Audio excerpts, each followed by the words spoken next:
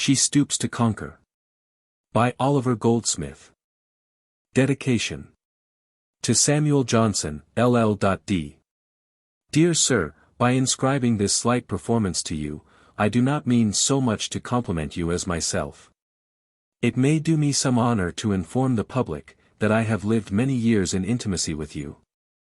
It may serve the interests of mankind also to inform them, that the greatest wit may be found in a character, without impairing the most unaffected piety. I have, particularly, reason to thank you for your partiality to this performance. The undertaking a comedy not merely sentimental was very dangerous, and Mr. Coleman, who saw this piece in its various stages, always thought it so. However, I ventured to trust it to the public. And, though it was necessarily delayed till late in the season, I have every reason to be grateful. I am, dear Sir, your most sincere friend and admirer. Oliver Goldsmith. How do you find this book? Any thoughts about the book or the author? Any suggestion for improvement? Please take a moment to share your thoughts in a comment. If you like it, share it with your friends who might enjoy it as well. Subscribe to keep in touch. Visit CompleteAudiobooks.com for more quality content. Dramatis Personae. Sir Charles Marlow. Young Marlow, his son. Hardcastle. Hastings. Tony Lumpkin. Diggory. Mrs. Hardcastle. Miss Hardcastle. Miss Neville. Maid. Landlord, servants, etc. Prologue. By David Garrick, Esq. Enter Marth Woodward, dressed in black, and holding a handkerchief to his eyes. Excuse me, sirs, I pray, I can't yet speak. I'm crying now, and have been all the week. 'Tis not alone this morning suit, good masters. I've that within, for which there are no plasters. Pray, would you know the reason why I'm crying? The comic muse, long sick, is now a-dying. And if she goes, my tears will never stop. For as a player, I can't squeeze out one drop. I am undone, that's all, shall lose my bread. I'd rather, but that's nothing, lose my head. When the sweet maid is laid upon the bier. Shooter and I shall be chief mourners here. To her a mawkish drab of spurious breed. Who deals in sentimentals, will succeed. Poor Ned and I are dead to all intents. We can as soon speak Greek as sentiments. Both nervous groan, to keep our spirits up. We now and then take down a hearty cup. What shall we do? If comedy forsake us, they'll turn us out, and no one else will take us. But why can't I be moral? Let me try. My heart thus pressing, fixed my face and eye. With a sententious look, that nothing means. Faces are blocks in sentimental scenes. Thus I begin, all is not gold that glitters.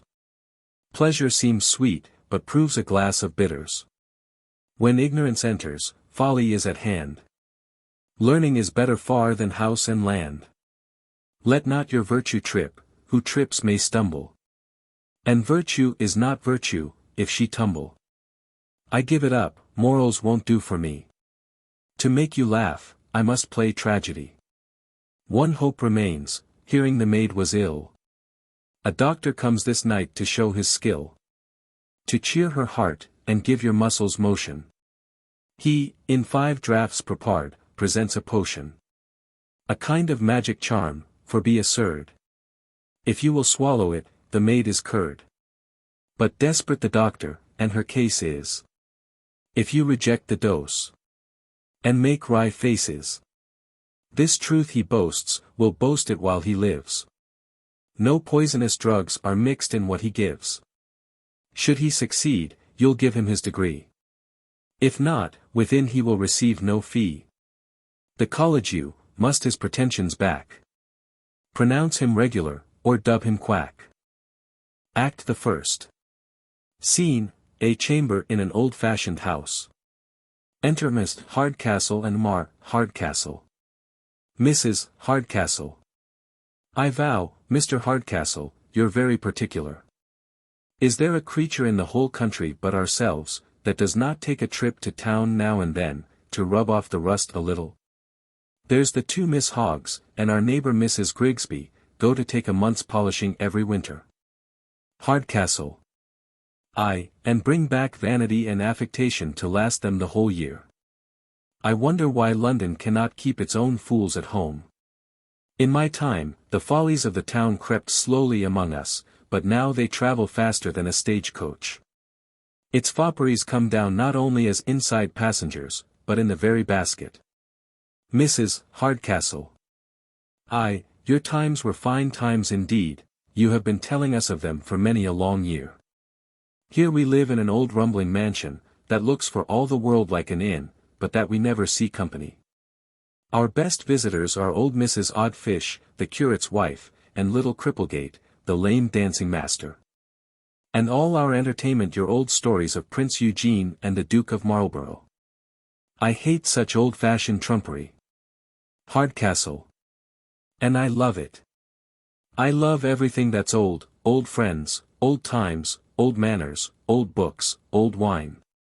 And I believe, Dorothy, taking her hand, you'll own I have been pretty fond of an old wife. Mrs. Hardcastle.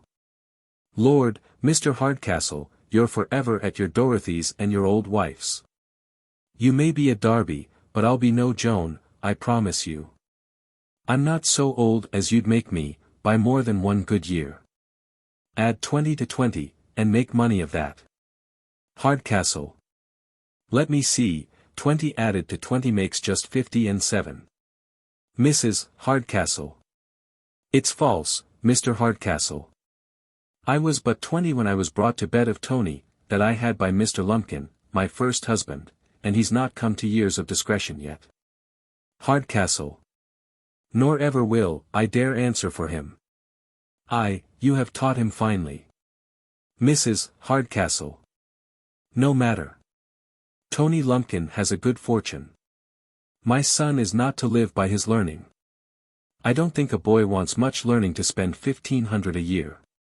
Hardcastle. Learning, quotha. A mere composition of tricks and mischief. Mrs. Hardcastle. Humor, my dear, nothing but humor. Come, Mr. Hardcastle, you must allow the boy a little humor. Hardcastle. I'd sooner allow him a horsepond.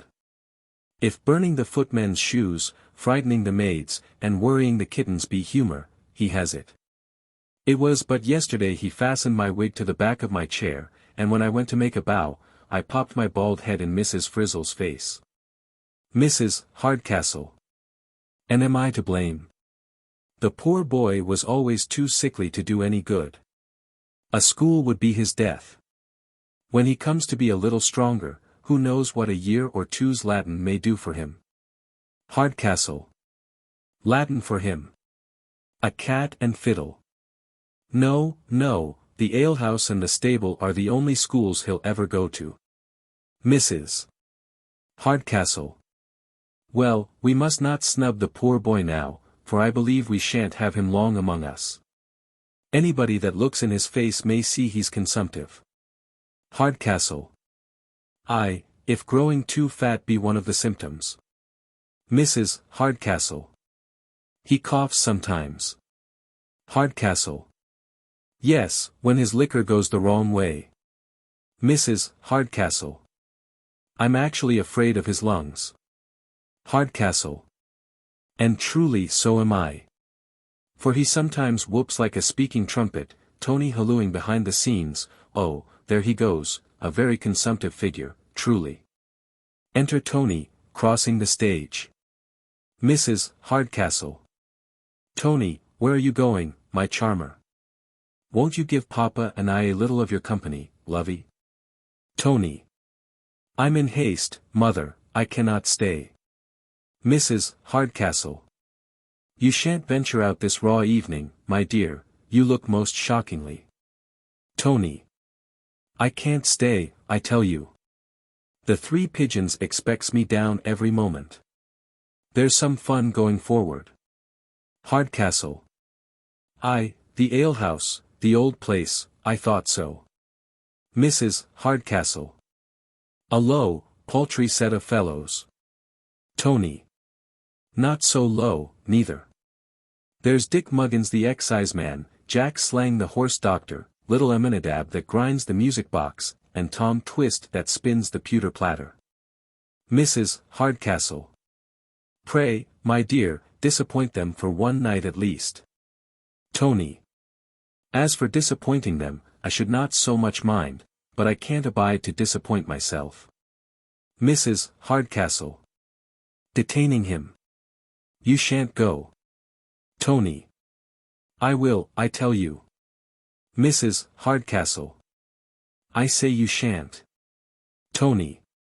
We'll see which is strongest, you or I. Exit, hauling her out. Hardcastle. Solus. Aye, there goes a pair that only spoil each other. But is not the whole age in a combination to drive sense and discretion out of doors? There's my pretty darling Kate.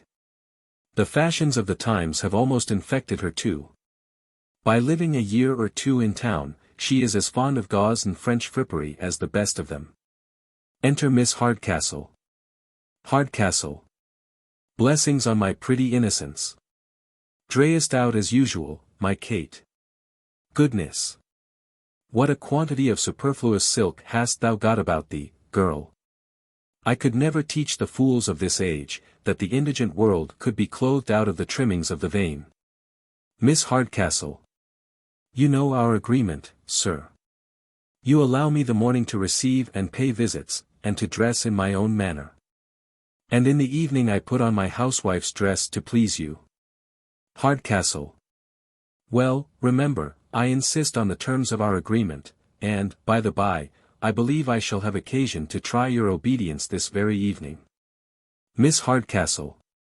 I protest, sir, I don't comprehend your meaning. Hardcastle. Then to be plain with you, Kate, I expect the young gentleman I have chosen to be your husband from town this very day. I have his father's letter, in which he informs me his son is set out, and that he intends to follow himself shortly after. Miss Hardcastle. Indeed. I wish I had known something of this before. Bless me, how shall I behave? It's 1,000 to 1 I shan't like him. Our meeting will be so formal, and so like a thing of business, that I shall find no room for friendship or esteem. Hardcastle. Depend upon it, child, I'll never control your choice, but Mr. Marlow, whom I have pitched upon, is the son of my old friend, Sir Charles Marlow, of whom you have heard me talk so often. The young gentleman has been bred a scholar, and is designed for an employment in the service of his country. I am told he's a man of an excellent understanding. Miss Hardcastle. Is he? Hardcastle. Very generous. Miss Hardcastle. I believe I shall like him. Hardcastle. Young and brave. Miss Hardcastle. I'm sure I shall like him. Hardcastle. And very handsome. Miss Hardcastle. My dear papa, say no more, kissing his hand, he's mine, I'll have him. Hardcastle. And, to crown all, Kate, he's one of the most bashful and reserved young fellows in all the world. Miss Hardcastle. You have frozen me to death again. That word reserved has undone all the rest of his accomplishments. A reserved lover, it is said, always makes a suspicious husband. Hardcastle. On the contrary, modesty seldom resides in a breast that is not enriched with nobler virtues. It was the very feature in his character that first struck me. Miss Hardcastle. He must have more striking features to catch me, I promise you. However, if he be so young, so handsome, and so everything as you mention, I believe he'll do still. I think I'll have him. Hardcastle. Aye, Kate, but there is still an obstacle. It's more than an even wager he may not have you. Miss Hardcastle. My dear papa, why will you mortify one so? Well, if he refuses, instead of breaking my heart at his indifference, I'll only break my glass for its flattery, set my cap to some newer fashion, and look out for some less difficult admirer. Hardcastle. Bravely resolved. In the meantime I'll go prepare the servants for his reception, as we seldom see company, they want as much training as a company of recruits the first day's muster. Exit. Miss Hardcastle. Alone. Lud, this news of Papa's puts me all in a flutter. Young, handsome, these he put last, but I put them foremost. Sensible, good-natured, I like all that. But then reserved and sheepish, that's much against him. Yet can't he be cured of his timidity, by being taught to be proud of his wife? Yes, and can't I, but I vow I'm disposing of the husband before I have secured the lover. Enter Miss Neville. Miss Hardcastle.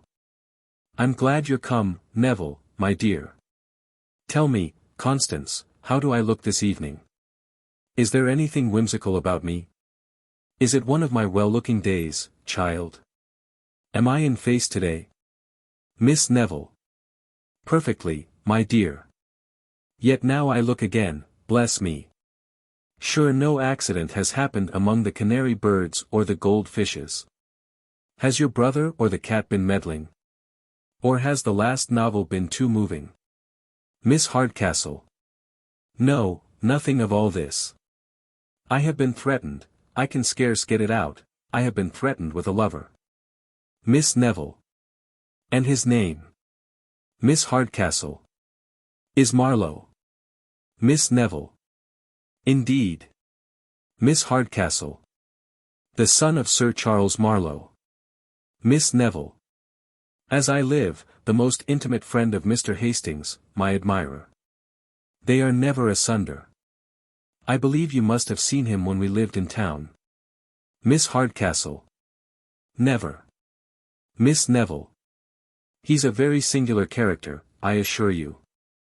Among women of reputation and virtue he is the modestest man alive, but his acquaintance give him a very different character among creatures of another stamp, you understand me. Miss Hardcastle. An odd character indeed. I shall never be able to manage him. What shall I do? Pshaw, think no more of him, but trust to occurrences for success. But how goes on your own affair, my dear?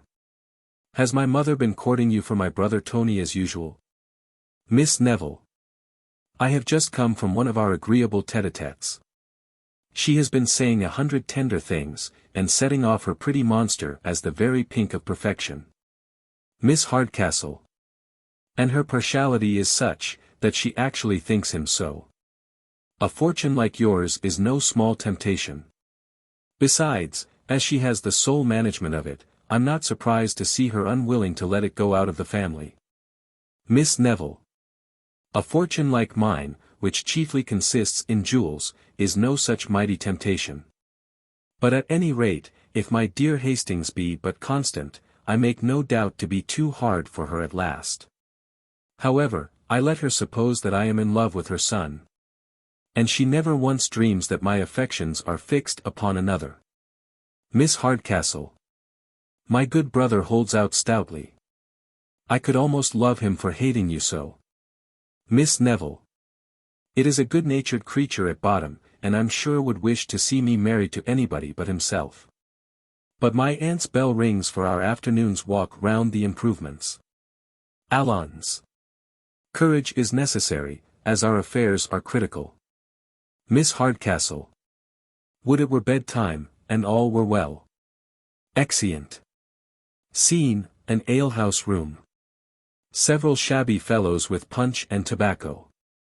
Tony at the head of the table, a little higher than the rest, a mallet in his hand. Omnes. Hurria. Hurria. Hurria. Bravo. First fellow now, gentlemen, silence for a song. The squire is going to knock himself down for a song. Omnes. Aye, a song, a song. Tony. Then I'll sing you, gentlemen, a song I made upon this alehouse, the Three Pigeons. Song. Let schoolmasters puzzle their brain with grammar, and nonsense, and learning. Good liquor, I stoutly maintain, gives genus a better discerning. Let them brag of their heathenish gods. Their Lethes, their Styxes, and Stygians. Their Cas, and their Quas, and their Quats. They're all but a parcel of pigeons. Torodle, Torodle, Tirol. When Methodist preachers come down, preaching that drinking is sinful, I'll wager the rascals a crown. They always preach best with a skinful. But when you come down with your pence for a slice of their scurvy religion, I'll leave it to all men of sense. But you, my good friend, are the pigeon. Torodle, Torodle, Tirol. Then come, put the jorum about, and let us be merry and clever. Our hearts and our liquors are stout. Here's the 3 jolly pigeons forever. Let some cry up woodcock or hare. Your bustards, your ducks, and your widgeons. But of all the gay birds in the air, here's a health to the 3 jolly pigeons. Torodle, Torodle, Tirol. Omnes. Bravo, bravo. First fellow. The squire has got spunk in him. Second fellow. I loves to hear him sing, because he never gives us nothing that's low. Third fellow. Oh damn anything that's low, I cannot bear it. Fourth fellow. The genteel thing is the genteel thing any time, if so be that a gentleman bees in a concatenation accordingly. Third fellow. I likes the maxim of it, Master Muggins. What, though I am obligated to dance a bear, a man may be a gentleman for all that. May this be my poison, if my bear ever dances but to the very genteelest of tunes, Water Parted, or the Minuet in Ariadne. Second fellow. What a pity it is that the squire is not come to his own. It would be well for all the publicans within 10 miles round of him. Tony. Ecod, and so it would, Master Slang. I'd then show what it was to keep choice of company. Second fellow. Oh, he takes after his own father for that. To be sure old Squire Lumpkin was the finest gentleman I ever set my eyes on. For winding the straight horn, or beating a thicket for a hare, or a wench, he never had his fellow. It was a saying in the place, that he kept the best horses, dogs, and girls, in the whole county. Tony. Ecod, and when I'm of age, I'll be no bastard, I promise you. I have been thinking of Bet Bouncer and the miller's grey mare to begin with. But come, my boys, drink about and be merry, for you pay no reckoning. Well, Stingo, what's the matter? Enter landlord. Landlord. There be 2 gentlemen in a post-chaise at the door. They have lost their way Yupo the forest. And they are talking something about Mr. Hardcastle. Tony. As sure as can be, one of them must be the gentleman that's coming down to court my sister. Do they seem to be Londoners? Landlord. I believe they may. They look wondily like Frenchmen. Tony. Then desire them to step this way, and I'll set them right in a twinkling. Exit landlord. Gentlemen, as they mayn't be good enough company for you, step down for a moment, and I'll be with you in the squeezing of a lemon. Exeunt mob. Tony. Solus. Father-in-law has been calling me whelp and hound this half-year. Now, if I pleased, I could be so revenged upon the old Grumbletonian. But then I'm afraid of what? I shall soon be worth 1,500 a year, and let him frighten me out of that if he can. Enter landlord, conducting Marlow and Hastings. Marlow. What a tedious uncomfortable day have we had of it. We were told it was but 40 miles across the country, and we have come above 60. Hastings. And all, Marlow, from that unaccountable reserve of yours, that would not let us inquire more frequently on the way. Marlow. I own, Hastings, I am unwilling to lay myself under an obligation to every one I meet, and often stand the chance of an unmannerly answer. Hastings. At present, however, we are not likely to receive any answer. Tony. No offense, gentlemen. But I'm told you have been inquiring for one Mr. Hardcastle in these parts. Do you know what part of the country you are in? Hastings. Not in the least, sir, but should thank you for information. Tony. Nor the way you came. Hastings. No, sir, but if you can inform us. Tony. Why, gentlemen, if you know neither the road you are going, nor where you are, nor the road you came, the first thing I have to inform you is, that, you have lost your way. Marlow. We wanted no ghost to tell us that. Tony. Pray, gentlemen, may I be so bold so as to ask the place from whence you came? Marlow. That's not necessary towards directing us where we are to go. Tony. No offense. But question for question is all fair, you know. Pray, gentlemen, is not this same Hardcastle a cross-grained, old-fashioned, whimsical fellow, with an ugly face, a daughter, and a pretty son? Hastings. We have not seen the gentleman. But he has the family you mention. Tony. The daughter, a tall, traipsing, trolloping, talkative maypole, the son, a pretty, well-bred, agreeable youth, that everybody is fond of. Marlow. Our information differs in this. The daughter is said to be well-bred and beautiful, the son an awkward booby, reared up and spoiled at his mother's apron string. Tony. Hem, then, gentlemen, all I have to tell you is, that you won't reach Mr. Hardcastle's house this night, I believe. Hastings. Unfortunate. Tony. It's a damned long, dark, boggy, dirty, dangerous way. Stingo, tell the gentleman the way to Mr. Hardcastle's. Winking upon the landlord. Mr. Hardcastle's, of Quagmire Marsh, you understand me. Landlord. Master Hardcastle's. Lackadaisy, my masters, you're come a deadly deal wrong. When you came to the bottom of the hill, you should have crossed down Squash Lane. Marlow. Crossed down Squash Lane. Landlord. Then you were to keep straight forward, till you came to 4 roads. Marlow. Come to where 4 roads meet. Tony. Aye, but you must be sure to take only one of them. Marlow. Oh, sir, you're facetious. Tony. Then keeping to the right, you are to go sideways till you come upon Crackskull Common, there you must look sharp for the track of the wheel, and go forward till you come to Farmer Murren's barn. Coming to the farmer's barn, you are to turn to the right, and then to the left, and then to the right about again, till you find out the old mill. Marlow. Zounds, man. We could as soon find out the longitude. Hastings. What's to be done, Marlow? Marlow. This house promises but a poor reception, though perhaps the landlord can accommodate us. Landlord. Alack, master, we have but 1 spare bed in the whole house. Tony.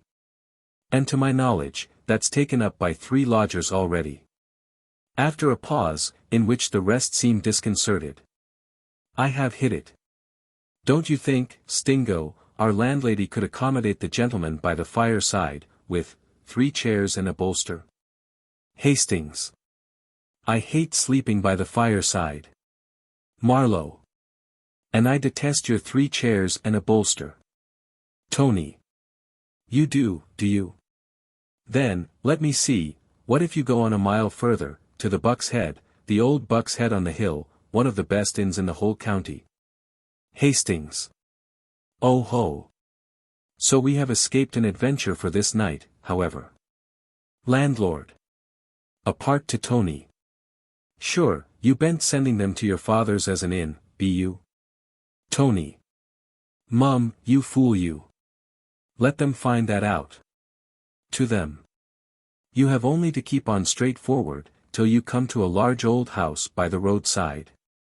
You'll see a pair of large horns over the door. That's the sign. Drive up the yard, and call stoutly about you. Hastings. Sir, we are obliged to you. The servants can't miss the way. Tony. No, but I tell you, though, the landlord is rich, and going to leave off business, so he wants to be thought a gentleman, saving your presence, he He. He'll be for giving you his company. And, ecod, if you mind him, he'll persuade you that his mother was an alderman, and his aunt a justice of peace. Landlord. A troublesome old blade, to be sure, but it keeps as good wines and beds as any in the whole country. Marlow. Well, if he supplies us with these, we shall want no farther connection. We are to turn to the right, did you say? Tony. No, straight forward. I'll just step myself, and show you a piece of the way. To the landlord. Mum. Landlord. Ah, bless your heart, for a sweet, pleasant, damned mischievous son of a whore. Exeunt. Act the second. Scene, an old-fashioned house. Enter Hardcastle, followed by 3 or 4 awkward servants. Hardcastle. Well, I hope you are perfect in the table exercise I have been teaching you these 3 days. You all know your posts and your places, and can show that you have been used to good company, without ever stirring from home. Omnes. Aye. Hardcastle. When company comes you are not to pop out and stare, and then run in again, like frightened rabbits in a warren. Omnes. No. Hardcastle. You, Diggory, whom I have taken from the barn, are to make a show at the side table. And you, Roger, whom I have advanced from the plough, are to place yourself behind my chair. But you're not to stand so, with your hands in your pockets. Take your hands from your pockets, Roger, and from your head, you blockhead you. See how Diggory carries his hands. They're a little too stiff, indeed, but that's no great matter. Diggory. I mind how I hold them. I learned to hold my hands this way when I was upon drill for the militia. And so being upon drill. Hardcastle. You must not be so talkative, Diggory. You must be all attention to the guests. You must hear us talk, and not think of talking, you must see us drink, and not think of drinking, you must see us eat, and not think of eating. Diggory. By the laws, your worship, that's perfectly unpossible. Whenever Diggory sees Yatin going forward, ecod, he's always wishing for a mouthful himself. Hardcastle. Blockhead. Is not a bellyful in the kitchen as good as a bellyful in the parlour? Stay your stomach with that reflection. Diggory. Ecod, I thank your worship, I'll make a shift to stay my stomach with a slice of cold beef in the pantry. Hardcastle. Diggory, you are too talkative. Then, if I happen to say a good thing, or tell a good story at table, you must not all burst out laughing, as if you made part of the company. Diggory. Then ecod your worship must not tell the story of old grouse in the gun-room, I can't help laughing at that, he, for the soul of me. We have laughed at that these 20 years, ha. Hardcastle. Ha. The story is a good one. Well, honest Diggory, you may laugh at that, but still remember to be attentive. Suppose one of the company should call for a glass of wine, how will you behave? A glass of wine, sir, if you please, to Diggory. Why don't you move? Diggory. Ecod, your worship, I never have courage till I see the eatables and drinkables brought upon the table, and then I'm as bald as a lion. Hardcastle. What, will nobody move? First servant. I'm not to leave this place. Second servant. I'm sure it's no place of mine. Third servant. Nor mine, for sartain. Diggory. Wands, and I'm sure it canna be mine. Hardcastle. You numbskulls. And so while, like your betters, you are quarrelling for places, the guests must be starved. Oh you dunces. I find I must begin all over again, but don't I hear a coach drive into the yard? To your posts, you blockheads. I'll go in the meantime and give my old friend's son a hearty reception at the gate. Exit Hardcastle. Diggory. By the 11s, my police is gone quite out of my head. Roger. I know that my police is to be everywhere. First servant. Where the devil is mine. Second servant. My police is to be nowhere at all, and so I's go about my business. Exeunt servants, running about as if frightened, different ways.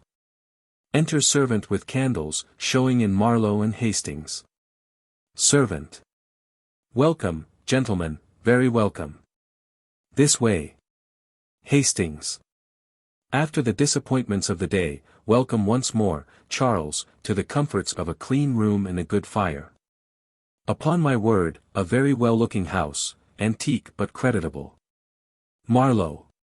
The usual fate of a large mansion. Having first ruined the master by good housekeeping, it at last comes to levy contributions as an inn. Hastings. As you say, we passengers are to be taxed to pay all these fineries. I have often seen a good sideboard, or a marble chimney piece, though not actually put in the bill, inflame a reckoning confoundedly. Marlow. Travellers, George, must pay in all places, the only difference is, that in good inns you pay dearly for luxuries, in bad inns you are fleeced and starved. Hastings. You have lived very much among them. In truth, I have been often surprised, that you who have seen so much of the world, with your natural good sense, and your many opportunities, could never yet acquire a requisite share of assurance. Marlow. The Englishman's malady. But tell me, George, where could I have learned that assurance you talk of? My life has been chiefly spent in a college or an inn, in seclusion from that lovely part of the creation that chiefly teach men confidence. I don't know that I was ever familiarly acquainted with a single modest woman, except my mother, but among females of another class, you know. Hastings. Aye, among them you are impudent enough of all conscience. Marlow. They are of us, you know. Hastings. But in the company of women of reputation I never saw such an idiot, such a trembler. You look for all the world as if you wanted an opportunity of stealing out of the room. Marlow. Why, man, that's because I do want to steal out of the room. Faith, I have often formed a resolution to break the ice, and rattle away at any rate. But I don't know how, a single glance from a pair of fine eyes has totally overset my resolution. An impudent fellow may counterfeit modesty, but I'll be hanged if a modest man can ever counterfeit impudence. Hastings. If you could but say half the fine things to them that I have heard you lavish upon the barmaid of an inn, or even a college bedmaker. Marlow. Why, George, I can't say fine things to them, they freeze, they petrify me. They may talk of a comet, or a burning mountain, or some such bagatelle, but, to me, a modest woman, dressed out in all her finery, is the most tremendous object of the whole creation. Hastings. Ha! Ha! Ha! At this rate, man, how can you ever expect to marry? Marlow. Never, unless, as among kings and princes, my bride were to be courted by proxy. If, indeed, like an Eastern bridegroom, one were to be introduced to a wife he never saw before, it might be endured. But to go through all the terrors of a formal courtship, together with the episode of aunts, grandmothers, and cousins, and at last to blurt out the broad staring question of, Madam, will you marry me? No, no, that's a strain much above me, I assure you. Hastings. I pity you. But how do you intend behaving to the lady you are come down to visit at the request of your father? Marlow.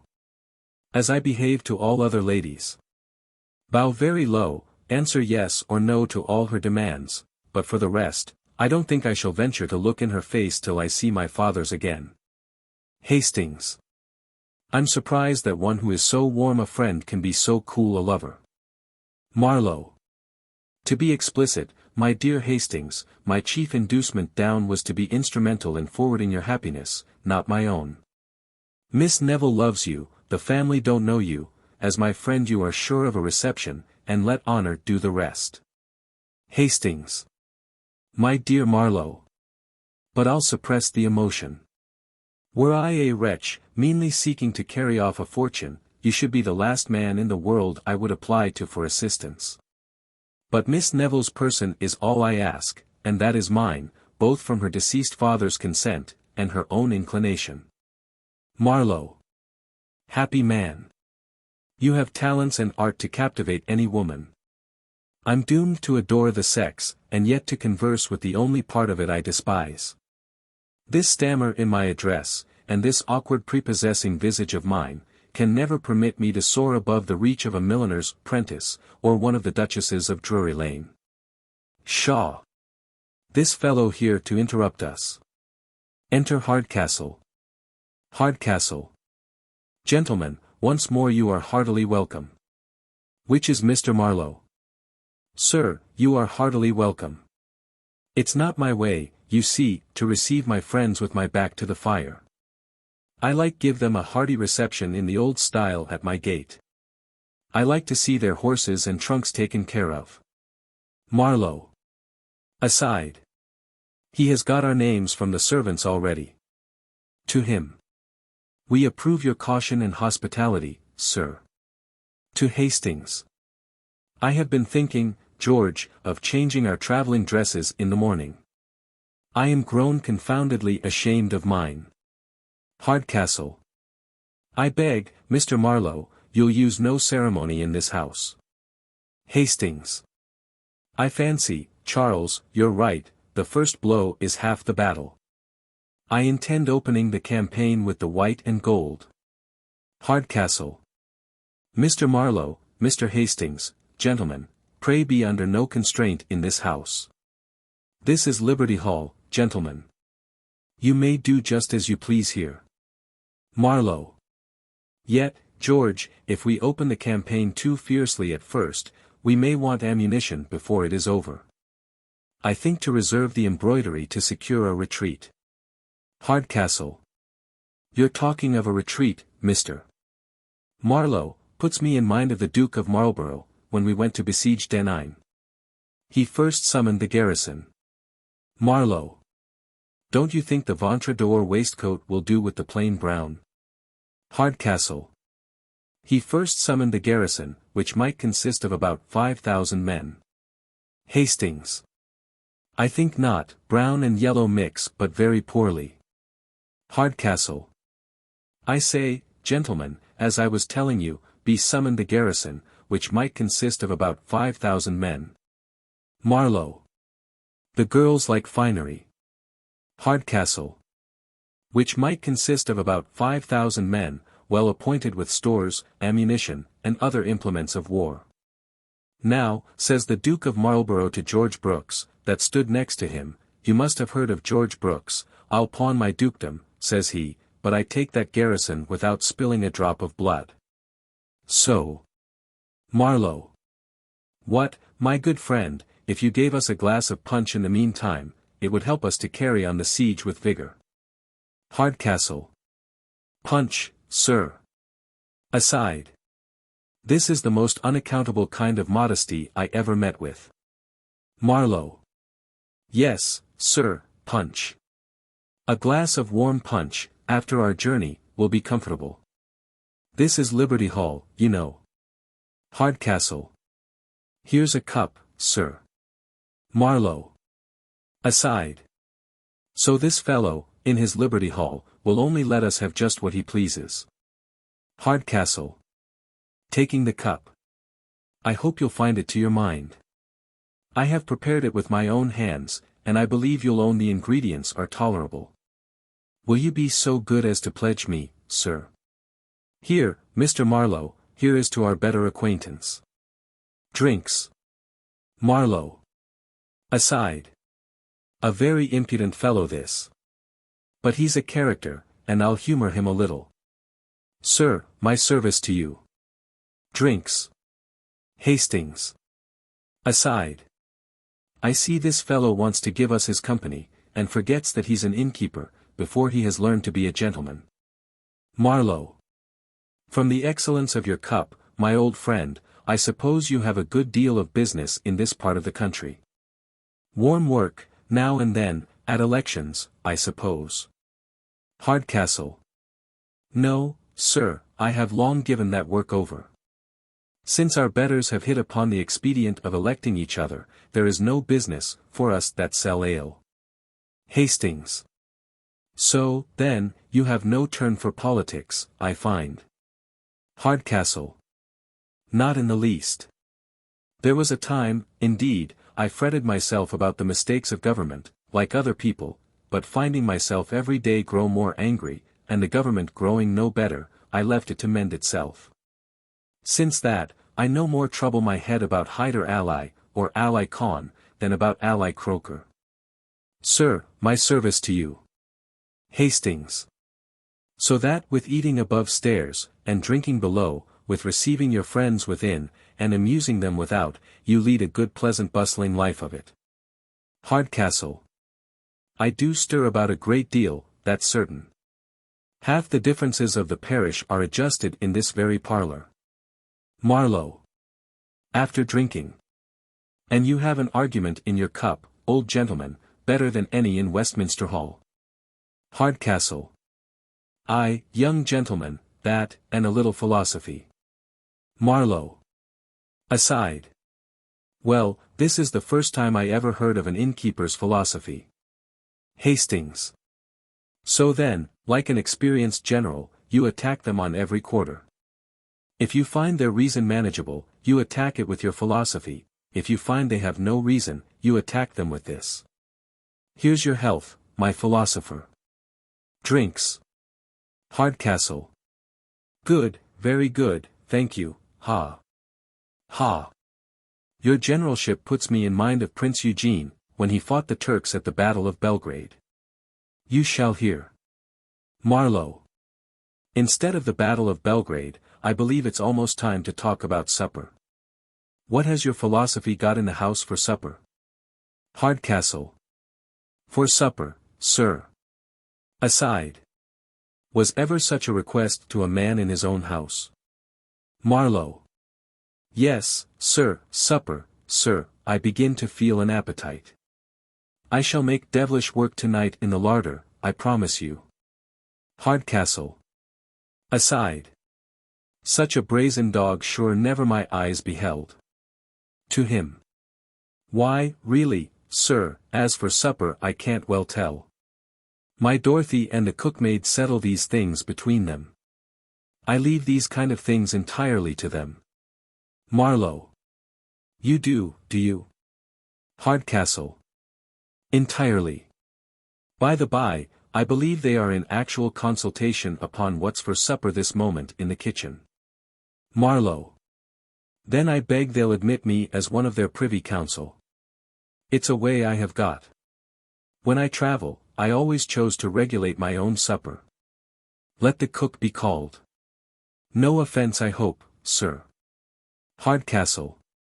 Oh no, sir, none in the least, yet I don't know how, our Bridget, the cookmaid, is not very communicative upon these occasions. Should we send for her, she might scold us all out of the house. Hastings. Let's see your list of the larder then. I ask it as a favor. I always match my appetite to my bill of fare. Marlow. To Hardcastle, who looks at them with surprise. Sir, he's very right, and it's my way too. Hardcastle. Sir, you have a right to command here. Here, Roger, bring us the bill of fare for tonight's supper, I believe it's drawn out, your manner, Mr. Hastings, puts me in mind of my uncle, Colonel Wallop. It was a saying of his, that no man was sure of his supper till he had eaten it. Hastings. Aside. All upon the high rope. His uncle a colonel. We shall soon hear of his mother being a justice of the peace. But let's hear the bill of fare. Marlow. Perusing. What's here? For the first course, for the second course, for the dessert.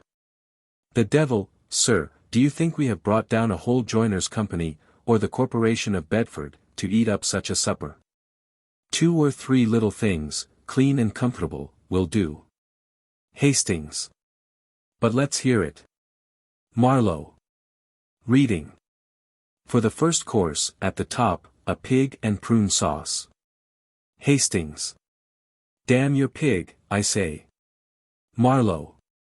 And damn your prune sauce, say I. Hardcastle. And yet, gentlemen, to men that are hungry, pig with prune sauce is very good eating. Marlow. At the bottom, a calf's tongue and brains. Hastings. Let your brains be knocked out, my good sir, I don't like them. Marlow. Or you may clap them on a plate by themselves. I do. Hardcastle. Aside. Their impudence confounds me. To them. Gentlemen, you are my guests, make what alterations you please.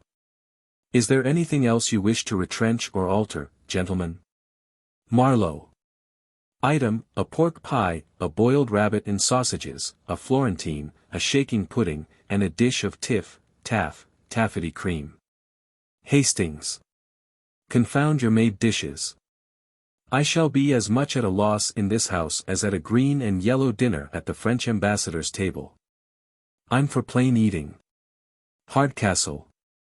I'm sorry, gentlemen, that I have nothing you like, but if there be anything you have a particular fancy to. Marlow. Why, really, sir, your bill of fare is so exquisite, that any one part of it is full as good as another. Send us what you please. So much for supper. And now to see that our beds are aired, and properly taken care of. Hardcastle. I entreat you'll leave that to me. You shall not stir a step. Marlow. Leave that to you. I protest, sir, you must excuse me, I always look to these things myself. Hardcastle. I must insist, sir, you'll make yourself easy on that head. Marlow. You see I'm resolved on it. Aside. A very troublesome fellow this, as I ever met with. Hardcastle. Well, sir, I'm resolved at least to attend you. Aside. This may be modern modesty, but I never saw anything look so like old-fashioned impudence. Exeunt Marlow and Hardcastle. Hastings. Alone. So I find this fellow's civilities begin to grow troublesome.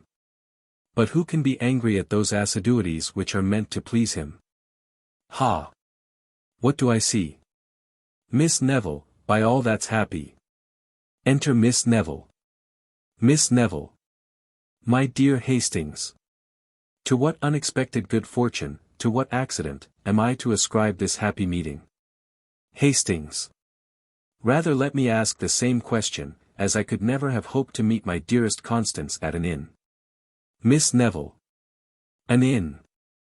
Sure you mistake, my aunt, my guardian, lives here. What could induce you to think this house an inn? Hastings. My friend, Mr. Marlow, with whom I came down, and I, have been sent here as to an inn, I assure you. A young fellow, whom we accidentally met at a house hard by, directed us hither. Miss Neville. Certainly it must be one of my hopeful cousin's tricks, of whom you have heard me talk so often, ha! Ha! Ha! Hastings. He whom your aunt intends for you. He of whom I have such just apprehensions. Miss Neville. You have nothing to fear from him, I assure you. You'd adore him, if you knew how heartily he despises me. My aunt knows it too, and has undertaken to court me for him, and actually begins to think she has made a conquest. Hastings. Thou dear dissembler. You must know, my Constance, I have just seized this happy opportunity of my friend's visit here to get admittance into the family. The horses that carried us down are now fatigued with their journey, but they'll soon be refreshed. And then, if my dearest girl will trust in her faithful Hastings, we shall soon be landed in France, where even among slaves the laws of marriage are respected. Miss Neville. I have often told you, that though ready to obey you, I yet should leave my little fortune behind with reluctance. The greatest part of it was left me by my uncle, the India director, and chiefly consists in jewels. I have been for some time persuading my aunt to let me wear them. I fancy I'm very near succeeding. The instant they are put into my possession, ye shall find me ready to make them and myself yours. Hastings. Perish the baubles. Your person is all I desire. In the meantime, my friend Marlow must not be led into his mistake. I know the strange reserve of his temper is such, that if abruptly informed of it, he would instantly quit the house before our plan was ripe for execution. Miss Neville. But how shall we keep him in the deception? Miss Hardcastle is just returned from walking. What if we still continue to deceive him? This way, they confer. Enter Marlow. Marlow. The assiduities of these good people tease me beyond bearing. My host seems to think it ill manners to leave me alone, and so he claps not only himself, but his old-fashioned wife, on my back. They talk of coming to sup with us too. And then, I suppose, we are to run the gauntlet through all the rest of the family. What have we got here? Hastings. My dear Charles. Let me congratulate you, the most fortunate accident. Who do you think is just alighted? Marlow. Cannot guess. Hastings. Our mistresses, boy, Miss Hardcastle and Miss Neville. Give me leave to introduce Miss Constance Neville to your acquaintance. Happening to dine in the neighborhood, they called on their return to take fresh horses here. Miss Hardcastle has just stepped into the next room, and will be back in an instant. Wasn't it lucky? Marlow. Aside. I have been mortified enough of all conscience, and here comes something to complete my embarrassment. Hastings. Well, but wasn't it the most fortunate thing in the world? Marlow. Oh. Yes. Very fortunate, a most joyful encounter, but our dresses, George, you know, are in disorder. What if we should postpone the happiness till tomorrow?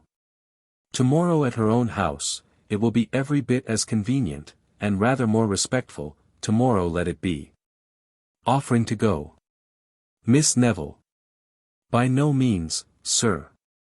Your ceremony will displease her. The disorder of your dress will show the ardor of your impatience. Besides, she knows you are in the house, and will permit you to see her. Marlow. Oh. The devil. How shall I support it? Ham. Hastings, you must not go. You are to assist me, you know. I shall be confoundedly ridiculous. Yet, hang it. I'll take courage. Hastings.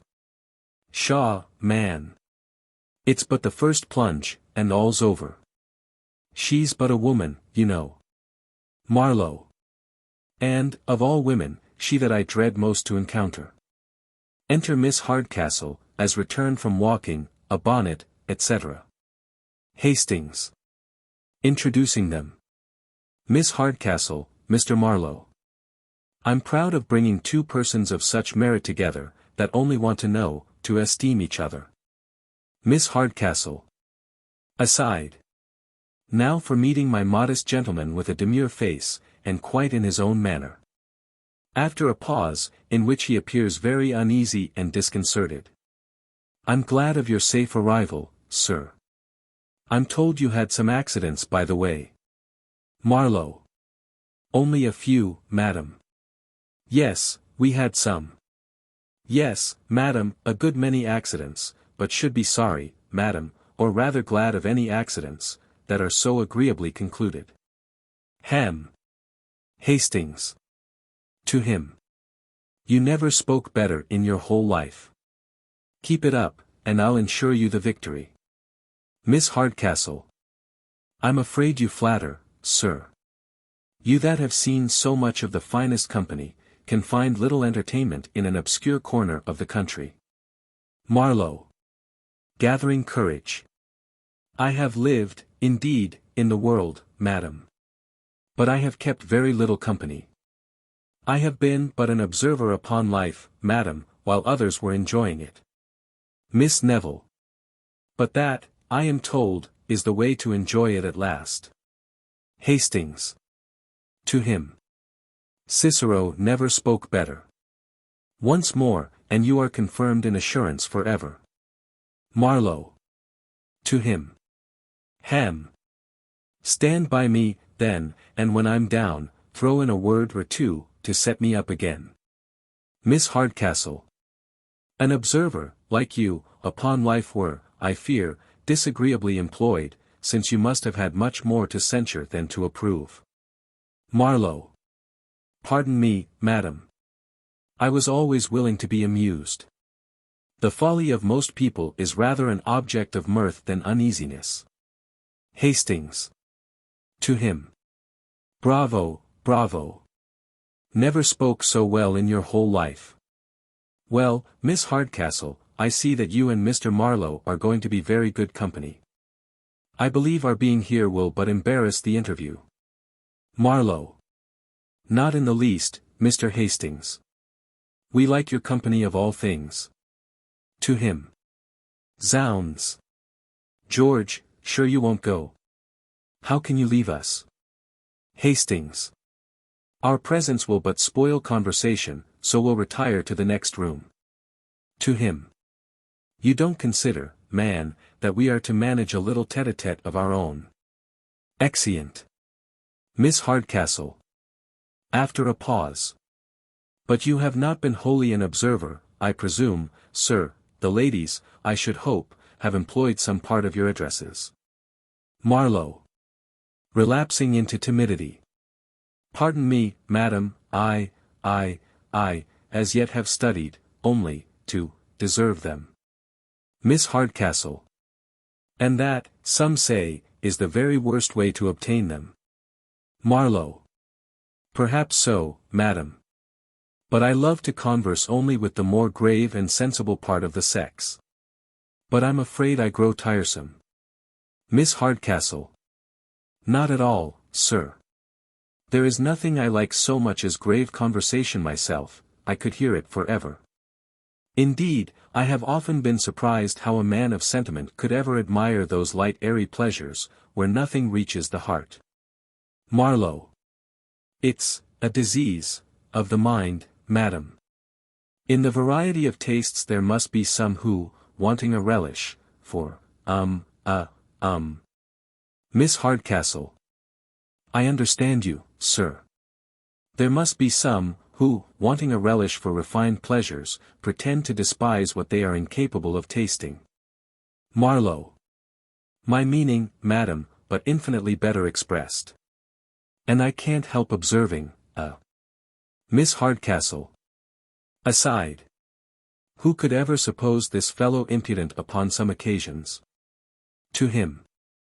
You were going to observe, sir. Marlow. I was observing, madam, I protest, madam, I forget what I was going to observe. Miss Hardcastle. Aside. I vow and so do I. To him. You were observing, sir, that in this age of hypocrisy, something about hypocrisy, sir. Marlow. Yes, madam. In this age of hypocrisy there are few who upon strict inquiry do not, Miss Hardcastle. I understand you perfectly, sir. Marlow. Aside. Egad. And that's more than I do myself. Miss Hardcastle. You mean that in this hypocritical age there are few that do not condemn in public what they practice in private, and think they pay every debt to virtue when they praise it. Marlow. True, madam. Those who have most virtue in their mouths, have least of it in their bosoms. But I'm sure I tire you, madam. Miss Hardcastle. Not in the least, sir, there's something so agreeable and spirited in your manner, such life and force, pray, sir, go on. Marlow. Yes, madam. I was saying, that there are some occasions, when a total want of courage, madam, destroys all the, and puts us, upon a. Miss Hardcastle. I agree with you entirely. A want of courage upon some occasions assumes the appearance of ignorance, and betrays us when we most want to excel. I beg you'll proceed. Marlow. Yes, madam. Morally speaking, madam, but I see Miss Neville expecting us in the next room. I would not intrude for the world. Miss Hardcastle. I protest, sir, I never was more agreeably entertained in all my life. Pray go on. Marlow. Yes, madam, I was, but she beckons us to join her. Madam, shall I do myself the honor to attend you? Miss Hardcastle. Well, then, I'll follow. Marlow. Aside. This pretty smooth dialogue has done for me. Exit. Miss Hardcastle. Alone. Ha. Ha. Ha. Was there ever such a sober, sentimental interview? I'm certain he scarce looked in my face the whole time. Yet the fellow, but for his unaccountable bashfulness, is pretty well too. He has good sense, but then so buried in his fears, that it fatigues one more than ignorance. If I could teach him a little confidence, it would be doing somebody that I know of a piece of service. But who is that somebody, that, faith, is a question I can scarce answer. Exit. Enter Tony and Miss Neville, followed by M.S. Hardcastle and Hastings. Tony. What do you follow me for, cousin Con? I wonder you're not ashamed to be so very engaging. Miss Neville. I hope, cousin, one may speak to one's own relations, and not be to blame. Tony. But I know what sort of a relation you want to make me, though, but it won't do. I tell you, cousin Con, it won't do, so I beg you'll keep your distance, I want no nearer relationship. She follows, coquetting him to the back scene. Mrs. Hardcastle. Well. I vow, Mr. Hastings, you are very entertaining. There's nothing in the world I love to talk of so much as London, and the fashions, though I was never there myself. Hastings. Never there. You amaze me. From your air and manner, I concluded you had been bred all your life either at Ranelagh, St. James's, or Tower Wharf. Mrs. Hardcastle. Oh. Sir, you're only pleased to say so. We country persons can have no manner at all. I'm in love with the town, and that serves to raise me above some of our neighboring rustics, but who can have a manner, that has never seen the Pantheon, the Grotto Gardens, the Borough, and such places where the nobility chiefly resort? All I can do is to enjoy London at second hand. I take care to know every tete-a-tete from the scandalous magazine, and have all the fashions, as they come out, in a letter from the two Miss Ricketts of Crooked Lane. Pray how do you like this head, Mr. Hastings? Hastings. Extremely elegant and dégagé, upon my word, madam. Your friseur is a Frenchman, I suppose. Mrs. Hardcastle. I protest, I dressed it myself from a print in the ladies' memorandum book for the last year. Hastings. Indeed. Such a head in a side box at the playhouse would draw as many gazers as my Lady Mayoress at a city ball. Mrs. Hardcastle. I vow, since inoculation began, there is no such thing to be seen as a plain woman, so one must dress a little particular, or one may escape in the crowd. Hastings. But that can never be your case, madam, in any dress. Bowing. Mrs. Hardcastle. Yet, what signifies my dressing when I have such a piece of antiquity by my side as Mr. Hardcastle? All I can say will never argue down a single button from his clothes. I have often wanted him to throw off his great flaxen wig, and where he was bald, to plaster it over, like my Lord Pateley, with powder. Hastings. You are right, madam. For, as among the ladies there are none ugly, so among the men there are none old. Mrs. Hardcastle. But what do you think his answer was? Why, with his usual Gothic vivacity, he said I only wanted him to throw off his wig, to convert it into a tete for my own wearing. Hastings. Intolerable. At your age you may wear what you please, and it must become you. Mrs. Hardcastle. Pray, Mr. Hastings, what do you take to be the most fashionable age about town? Hastings. Some time ago, 40 was all the mode, but I'm told the ladies intend to bring up 50 for the ensuing winter. Mrs. Hardcastle. Seriously. Then I shall be too young for the fashion. Hastings. No lady begins now to put on jewels till she's past 40. For instance, Miss there, in a polite circle, would be considered as a child, as a mere maker of samplers. Mrs. Hardcastle. And yet Mrs. Niece thinks herself as much a woman, and is as fond of jewels, as the oldest of us all. Hastings. Your niece, is she?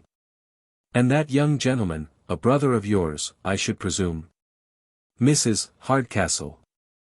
My son, sir. They are contracted to each other. Observe their little sports. They fall in and out 10 times a day, as if they were man and wife already. To them. Well, Tony, child, what soft things are you saying to your cousin Constance this evening? Tony. I have been saying no soft things, but that it's very hard to be followed about so. Ecod. I've not a place in the house now that's left to myself, but the stable. Mrs. Hardcastle. Never mind him, Con, my dear. He's in another story behind your back. Miss Neville. There's something generous in my cousin's manner. He falls out before faces to be forgiven in private. Tony. That's a damned confounded crack. Mrs. Hardcastle. Ah. He's a sly one. Don't you think they are like each other about the mouth, Mr. Hastings? The Blenkinsop mouth to a.t.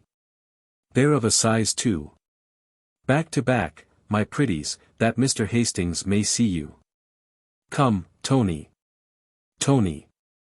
You had as good not make me, I tell you. Measuring. Miss Neville. Oh Lud. He has almost cracked my head. Mrs. Hardcastle. Oh, the monster. For shame, Tony. You a man, and behave so. Tony. If I'm a man, let me have my fortin. Ecod. I'll not be made a fool of no longer. Mrs. Hardcastle. Is this, ungrateful boy, all that I'm to get for the pains I have taken in your education? I that have rocked you in your cradle, and fed that pretty mouth with a spoon. Did not I work that waistcoat to make you genteel?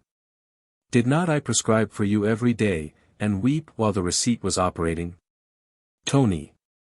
Ecod. You had reason to weep, for you have been dosing me ever since I was born. I have gone through every receipt in the Complete Huswife 10 times over. And you have thoughts of coursing me through Quincy next spring. But, ecod. I tell you, I'll not be made a fool of no longer. Mrs. Hardcastle. Wasn't it all for your good, Viper? Wasn't it all for your good? Tony. I wish you'd let me and my good alone, then. Snubbing this way when I'm in spirits. If I'm to have any good, let it come of itself, not to keep dinging it into one so. Mrs. Hardcastle. That's false. I never see you when you're in spirits. No, Tony, you then go to the alehouse or kennel. I'm never to be delighted with your agreeable wild notes, unfeeling monster. Tony. Ecod. Mamma, your own notes are the wildest of the two. Mrs. Hardcastle. Was ever the like. But I see he wants to break my heart, I see he does. Hastings. Dear madam, permit me to lecture the young gentleman a little. I'm certain I can persuade him to his duty. Mrs. Hardcastle. Well, I must retire. Come, Constance, my love. You see, Mr. Hastings, the wretchedness of my situation, was ever poor woman so plagued with a dear sweet, pretty, provoking, undutiful boy. Exeunt Miss Hardcastle and Miss Neville. Tony. Singing. There was a young man riding by, and fain would have his will. Rang do diddlo dee. Don't mind her. Let her cry. It's the comfort of her heart. I have seen her and sister cry over a book for an hour together. And they said they liked the book the better the more it made them cry. Hastings. Then you're no friend to the ladies, I find, my pretty young gentleman. Tony. That's as I find, Hastings. Not to her of your mother's choosing, I dare answer. And yet she appears to me a pretty well-tempered girl. Tony. That's because you don't know her as well as I, Ecod. I know every inch about her, and there's not a more bitter cantankerous toad in all Christendom. Hastings. Aside. Pretty encouragement this for a lover. Tony. I have seen her since the height of that. She has as many tricks as a hare in a thicket, or a colt the first day's breaking. Hastings. To me she appears sensible and silent. Tony. Aye, before company. But when she's with her playmate, she's as loud as a hog in a gate. Hastings. But there is a meek modesty about her that charms me. Tony. Yes, but curb her never so little, she kicks up, and you're flung in a ditch. Hastings. Well, but you must allow her a little beauty. Yes, you must allow her some beauty. Tony. Bandbox. She's all a made-up thing, mun. Ah. Could you but see Bet Bouncer of these parts, you might then talk of beauty. Ecod, she has 2 eyes as black as sloes, and cheeks as broad and red as a pulpit cushion. She'd make 2 of she. Hastings. Well, what say you to a friend that would take this bitter bargain off your hands? Tony. Anon. Hastings. Would you thank him that would take Miss Neville, and leave you to happiness and your dear Betsy? Tony. Aye, but where is there such a friend, for who would take her? Hastings. I am he. If you but assist me, I'll engage to whip her off to France, and you shall never hear more of her. Tony. Assist you. Ecod I will, to the last drop of my blood. I'll clap a pair of horses to your chaise that shall trundle you off in a twinkling, and may he get you a part of her fortin beside, in jewels, that you little dream of. Hastings. My dear squire, this looks like a lad of spirit. Tony. Come along, then, and you shall see more of my spirit before you have done with me. Singing. We are the boys that fears no noise where the thundering cannons roar. Exeunt. Act the Third. Enter Hardcastle, alone. Hardcastle. What could my old friend Sir Charles mean by recommending his son as the modestest young man in town? To me he appears the most impudent piece of brass that ever spoke with a tongue. He has taken possession of the easy chair by the fireside already. He took off his boots in the parlour, and desired me to see them taken care of. I'm desirous to know how his impudence affects my daughter. She will certainly be shocked at it. Enter Miss Hardcastle, plainly dressed. Hardcastle. Well, my Kate, I see you have changed your dress, as I bade you, and yet, I believe, there was no great occasion. Miss Hardcastle. I find such a pleasure, sir, in obeying your commands, that I take care to observe them without ever debating their propriety. Hardcastle. And yet, Kate, I sometimes give you some cause, particularly when I recommended my modest gentleman to you as a lover today. Miss Hardcastle. You taught me to expect something extraordinary, and I find the original exceeds the description. Hardcastle.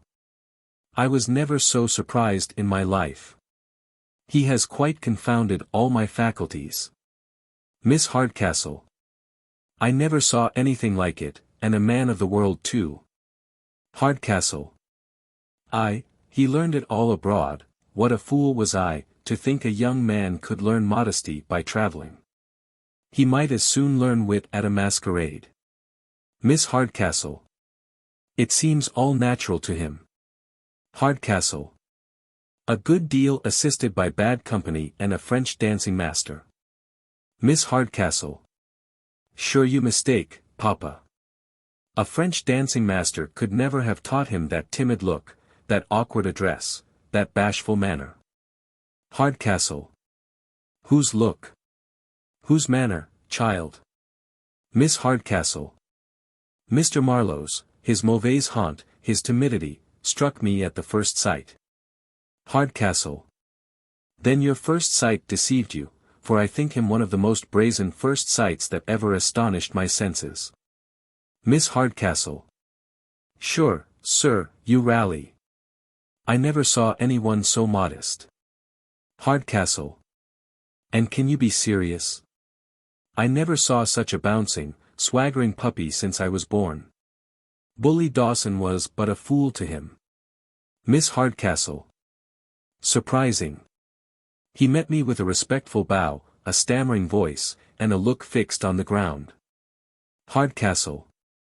He met me with a loud voice, a lordly air, and a familiarity that made my blood freeze again. Miss Hardcastle. He treated me with diffidence and respect, censured the manners of the age, admired the prudence of girls that never laughed, tired me with apologies for being tiresome. Then left the room with a bow, and, madam, I would not for the world detain you. Hardcastle. He spoke to me as if he knew me all his life before, asked 20 questions, and never waited for an answer. Interrupted my best remarks with some silly pun, and when I was in my best story of the Duke of Marlborough and Prince Eugene, he asked if I had not a good hand at making punch. Yes, Kate, he asked your father if he was a maker of punch. Miss Hardcastle. One of us must certainly be mistaken. Hardcastle. If he be what he has shown himself, I'm determined he shall never have my consent. Miss Hardcastle. And if he be the sullen thing I take him, he shall never have mine. Hardcastle. In one thing then we are agreed, to reject him. Miss Hardcastle. Yes, but upon conditions. For if you should find him less impudent, and I more presuming, if you find him more respectful, and I more importunate, I don't know, the fellow is well enough for a man, certainly, we don't meet many such at a horse race in the country. Hardcastle. If we should find him so, but that's impossible. The first appearance has done my business. I'm seldom deceived in that. Miss Hardcastle. And yet there may be many good qualities under that first appearance. Hardcastle. Aye, when a girl finds a fellow's outside to her taste, she then sets about guessing the rest of his furniture. With her, a smooth face stands for good sense, and a genteel figure for every virtue. Miss Hardcastle. I hope, sir, a conversation begun with a compliment to my good sense, won't end with a sneer at my understanding. Hardcastle. Pardon me, Kate. But if young Mr. Brazen can find the art of reconciling contradictions, he may please us both, perhaps. Miss Hardcastle. And as one of us must be mistaken, what if we go to make further discoveries? Hardcastle. Agreed. But depend on't I'm in the right. Miss Hardcastle. And depend on't I'm not much in the wrong. Exeunt. Enter Tony, running in with a casket. Tony. Ecod. I have got them. Here they are. My cousin Con's necklaces, bobs and all. My mother shan't cheat the poor souls out of their fortin neither. Oh. My genus, is that you? Enter Hastings. Hastings. My dear friend, how have you managed with your mother? I hope you have amused her with pretending love for your cousin, and that you are willing to be reconciled at last. Our horses will be refreshed in a short time, and we shall soon be ready to set off. Tony. And here's something to bear your charges by the way, giving the casket, your sweetheart's jewels. Keep them, and hang those, I say, that would rob you of one of them. Hastings. But how have you procured them from your mother? Tony. Ask me no questions, and I'll tell you no fibs. I procured them by the rule of thumb. If I had not a key to every drawer in mother's bureau, how could I go to the alehouse so often as I do? An honest man may rob himself of his own at any time. Hastings. Thousands do it every day. But to be plain with you, Miss Neville is endeavoring to procure them from her aunt this very instant. If she succeeds, it will be the most delicate way at least of obtaining them. Tony. Well, keep them, till you know how it will be. But I know how it will be well enough. She'd as soon part with the only sound tooth in her head. Hastings. But I dread the effects of her resentment, when she finds she has lost them. Tony. Never you mind her resentment, leave me to manage that. I don't value her resentment the bounce of a cracker. Zounds. Here they are. Morris. Prance. Exit Hastings. Enter Miss Hardcastle and Miss Neville. Mrs. Hardcastle. Indeed, Constance, you amaze me. Such a girl as you want jewels. It will be time enough for jewels, my dear, 20 years hence, when your beauty begins to want repairs. Miss Neville. But what will repair beauty at 40, will certainly improve it at 20, madam. Mrs. Hardcastle. Yours, my dear, can admit of none. That natural blush is beyond 1,000 ornaments. Besides, child, jewels are quite out at present. Don't you see half the ladies of our acquaintance, my Lady Kildaylight, and Mrs. Crump, and the rest of them, carry their jewels to town, and bring nothing but paste and marcasites back. Miss Neville. But who knows, madam, but somebody that shall be nameless would like me best with all my little finery about me. Mrs. Hardcastle. Consult your glass, my dear, and then see if, with such a pair of eyes, you want any better sparklers. What do you think, Tony, my dear? Does your cousin Con want any jewels in your eyes to set off her beauty? Tony. That's as thereafter may be. Miss Neville. My dear aunt, if you knew how it would oblige me. Mrs. Hardcastle. A parcel of old-fashioned rose and table-cut things. They would make you look like the court of King Solomon at a puppet show. Besides, I believe, I can't readily come at them. They may be missing, for aught I know to the contrary. Tony. Apart to Miss Hardcastle. Then why don't you tell her so at once, as she's so longing for them? Tell her they're lost. It's the only way to quiet her. Say they're lost, and call me to bear witness. Mrs. Hardcastle. Apart to Tony. You know, my dear, I'm only keeping them for you. So if I say they're gone, you'll bear me witness, will you? He. Tony. Never fear me. Ecod. I'll say I saw them taken out with my own eyes. Miss Neville. I desire them but for a day, madam. Just to be permitted to show them as relics, and then they may be locked up again. Mrs. Hardcastle. To be plain with you, my dear Constance, if I could find them you should have them. They're missing, I assure you. Lost, for aught I know, but we must have patience wherever they are. Miss Neville. I'll not believe it. This is but a shallow pretense to deny me. I know they are too valuable to be so slightly kept, and as you are to answer for the loss. Mrs. Hardcastle. Don't be alarmed, Constance. If they be lost, I must restore an equivalent. But my son knows they are missing, and not to be found. Tony. That I can bear witness to. They are missing, and not to be found, I'll take my oath on't. Mrs. Hardcastle. You must learn resignation, my dear. For though we lose our fortune, yet we should not lose our patience. See me, how calm I am. Miss Neville. People are generally calm at the misfortunes of others.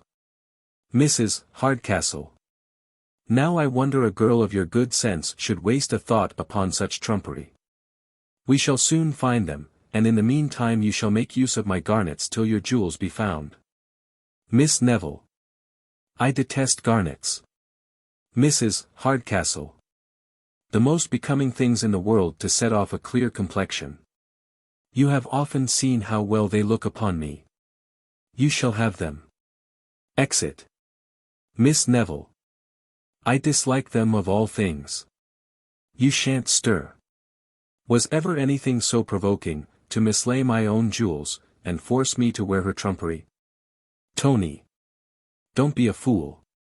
If she gives you the garnets, take what you can get. The jewels are your own already. I have stolen them out of her bureau, and she does not know it. Fly to your spark, he'll tell you more of the matter. Leave me to manage her. Miss Neville. My dear cousin. Tony. Vanish. She's here, and has missed them already.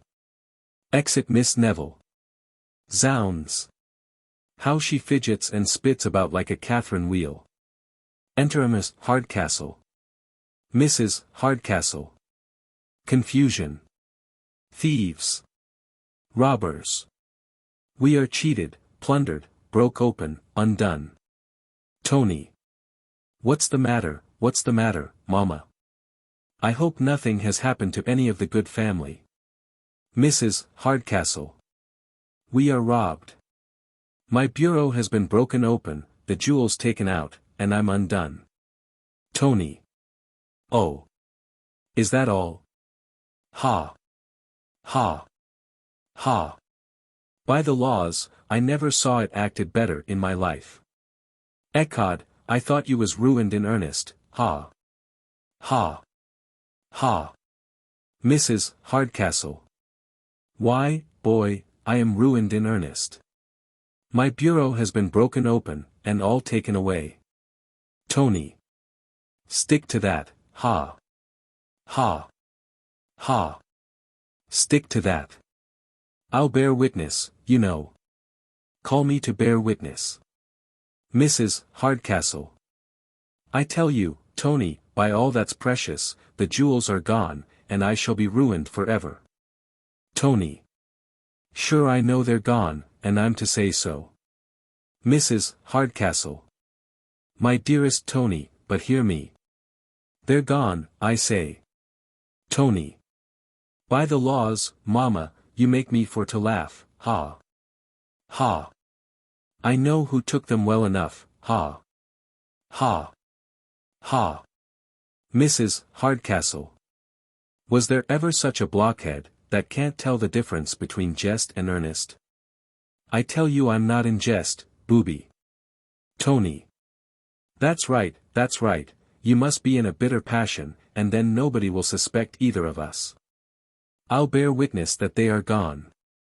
Mrs. Hardcastle. Was there ever such a cross-grained brute, that won't hear me? Can you bear witness that you're no better than a fool? Was ever poor woman so beset with fools on one hand, and thieves on the other? Tony.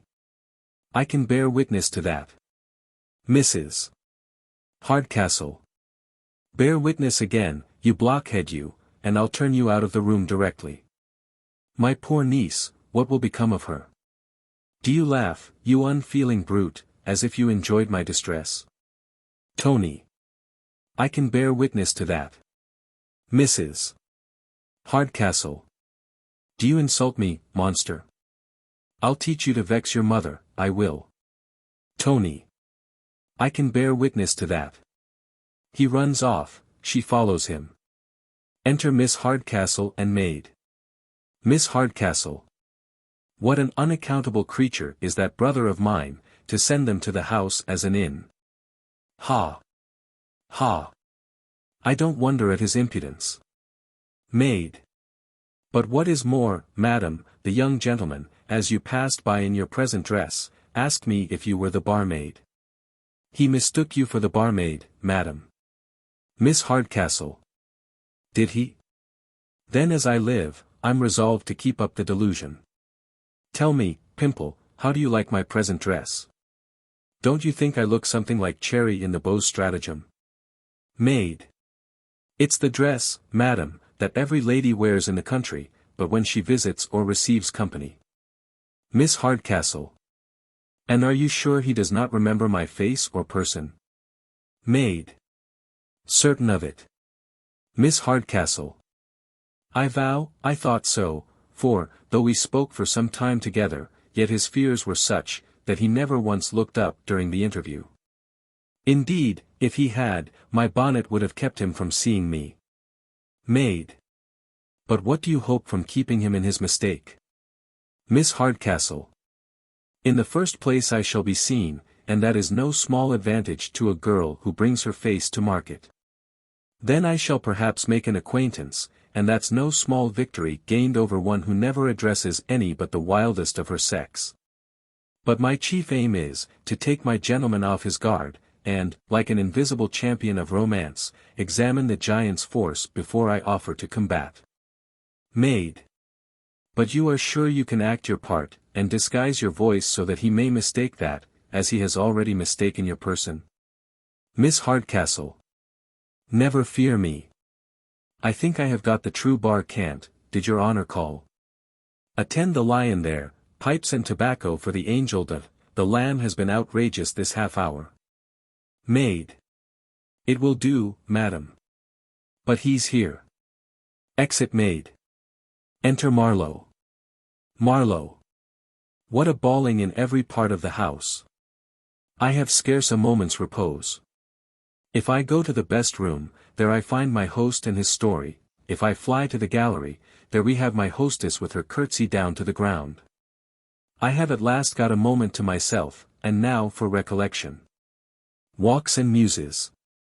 Miss Hardcastle. Did you call, sir? Did your honor call? Marlow. Musing. As for Miss Hardcastle, she's too grave and sentimental for me. Miss Hardcastle. Did your honor call?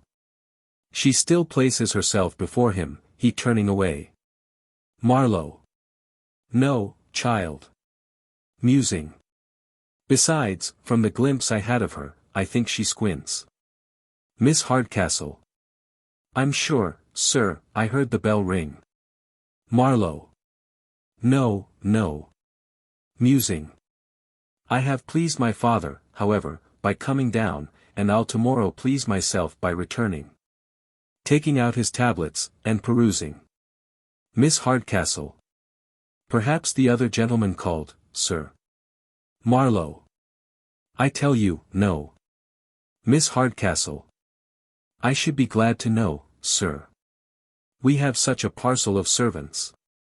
Marlow. No, no, I tell you. Looks full in her face. Yes, child, I think I did call. I wanted, I vow, child, you are vastly handsome. Miss Hardcastle. Oh la, sir, you'll make one ashamed. Marlow. Never saw a more sprightly malicious eye. Yes, yes, my dear, I did call. Have you got any of your, what d'ye call it in the house? Miss Hardcastle. No, sir, we have been out of that these 10 days. Marlow. One may call in this house, I find, to very little purpose. Suppose I should call for a taste, just by way of a trial, of the nectar of your lips, perhaps I might be disappointed in that too. Miss Hardcastle. Nectar. Nectar. That's a liquor there's no call for in these parts. French, I suppose. We sell no French wines here, sir. Marlow. Of true English growth, I assure you. Miss Hardcastle. Then it's odd I should not know it. We brew all sorts of wines in this house, and I have lived here these 18 years. Marlow. 18 years.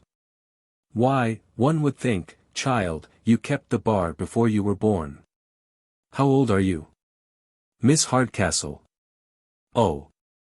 Sir, I must not tell my age. They say women and music should never be dated. Marlow. To guess at this distance, you can't be much above 40, approaching. Yet, nearer, I don't think so much, approaching. By coming close to some women they look younger still. But when we come very close indeed, attempting to kiss her. Miss Hardcastle. Pray, sir, keep your distance. One would think you wanted to know one's age, as they do horses, by mark of mouth. Marlow.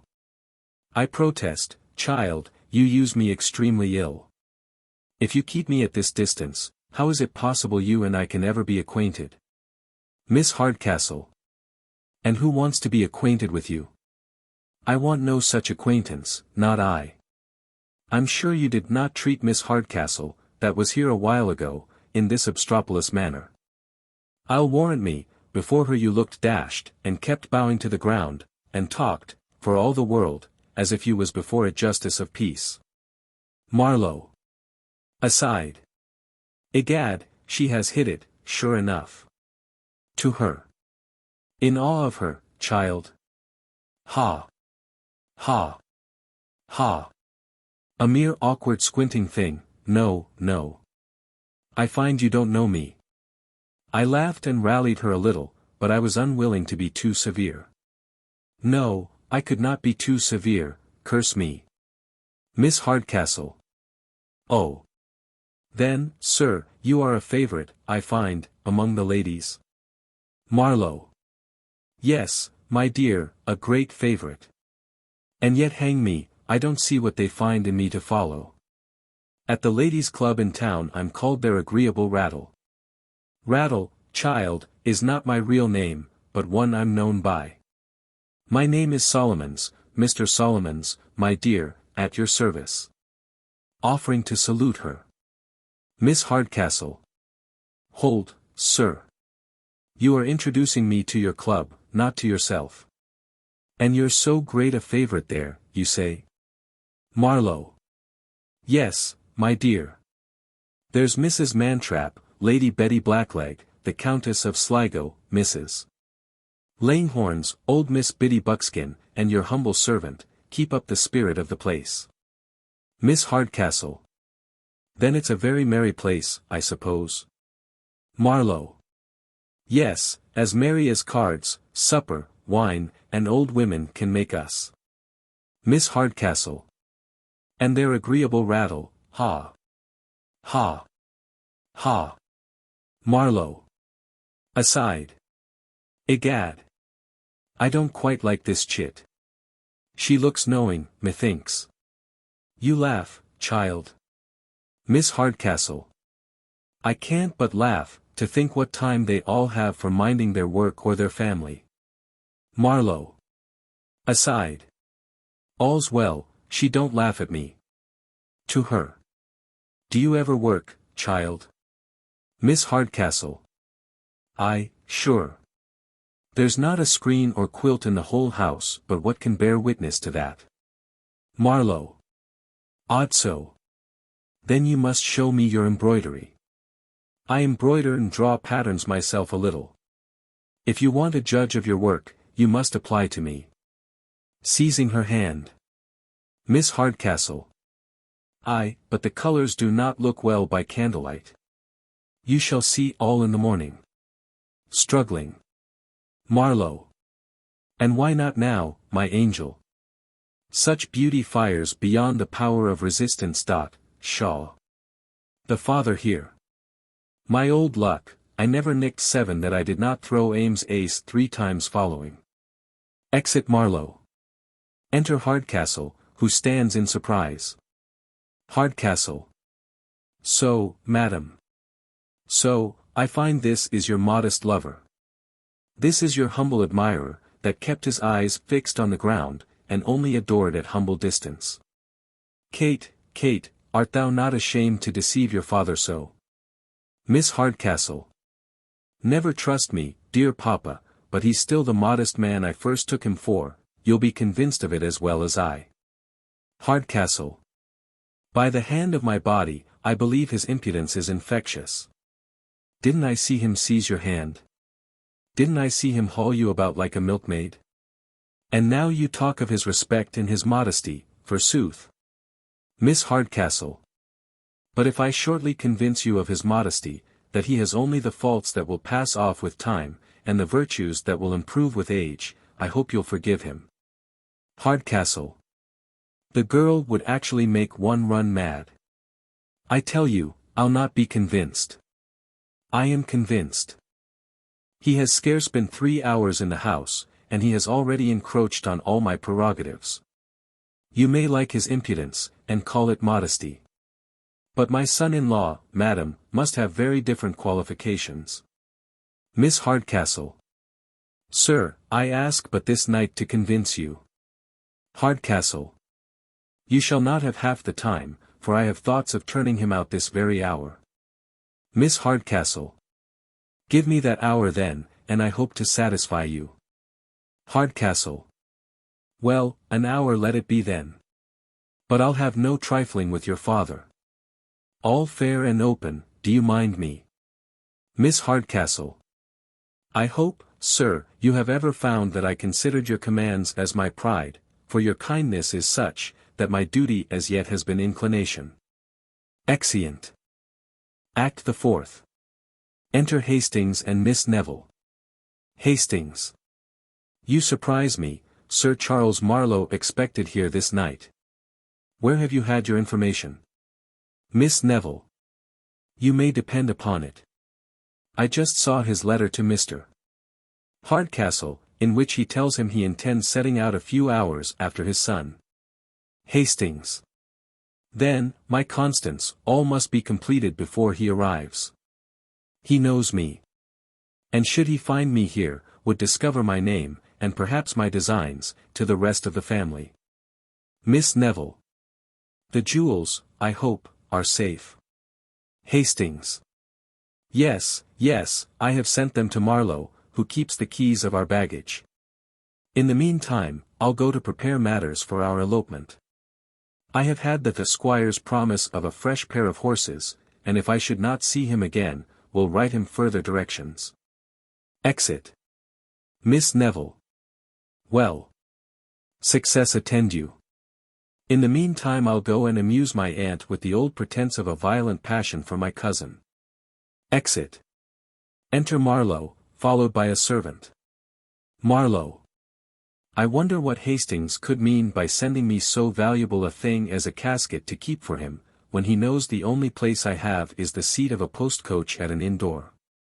Have you deposited the casket with the landlady, as I ordered you? Have you put it into her own hands? Servant. Yes, your honor. Marlow. She said she'd keep it safe, did she? Servant. Yes, she said she'd keep it safe enough, she asked me how I came by it. And she said she had a great mind to make me give an account of myself. Exit servant. Marlow. Ha. Ha. Ha. They're safe, however. What an unaccountable set of beings have we got amongst. This little barmaid though runs in my head most strangely, and drives out the absurdities of all the rest of the family. She's mine, she must be mine, or I'm greatly mistaken. Enter Hastings. Hastings. Bless me. I quite forgot to tell her that I intended to prepare at the bottom of the garden. Marlow here, and in spirits too. Marlow. Give me joy, George. Crown me, shadow me with laurels. Well, George, after all, we modest fellows don't want for success among the women. Hastings.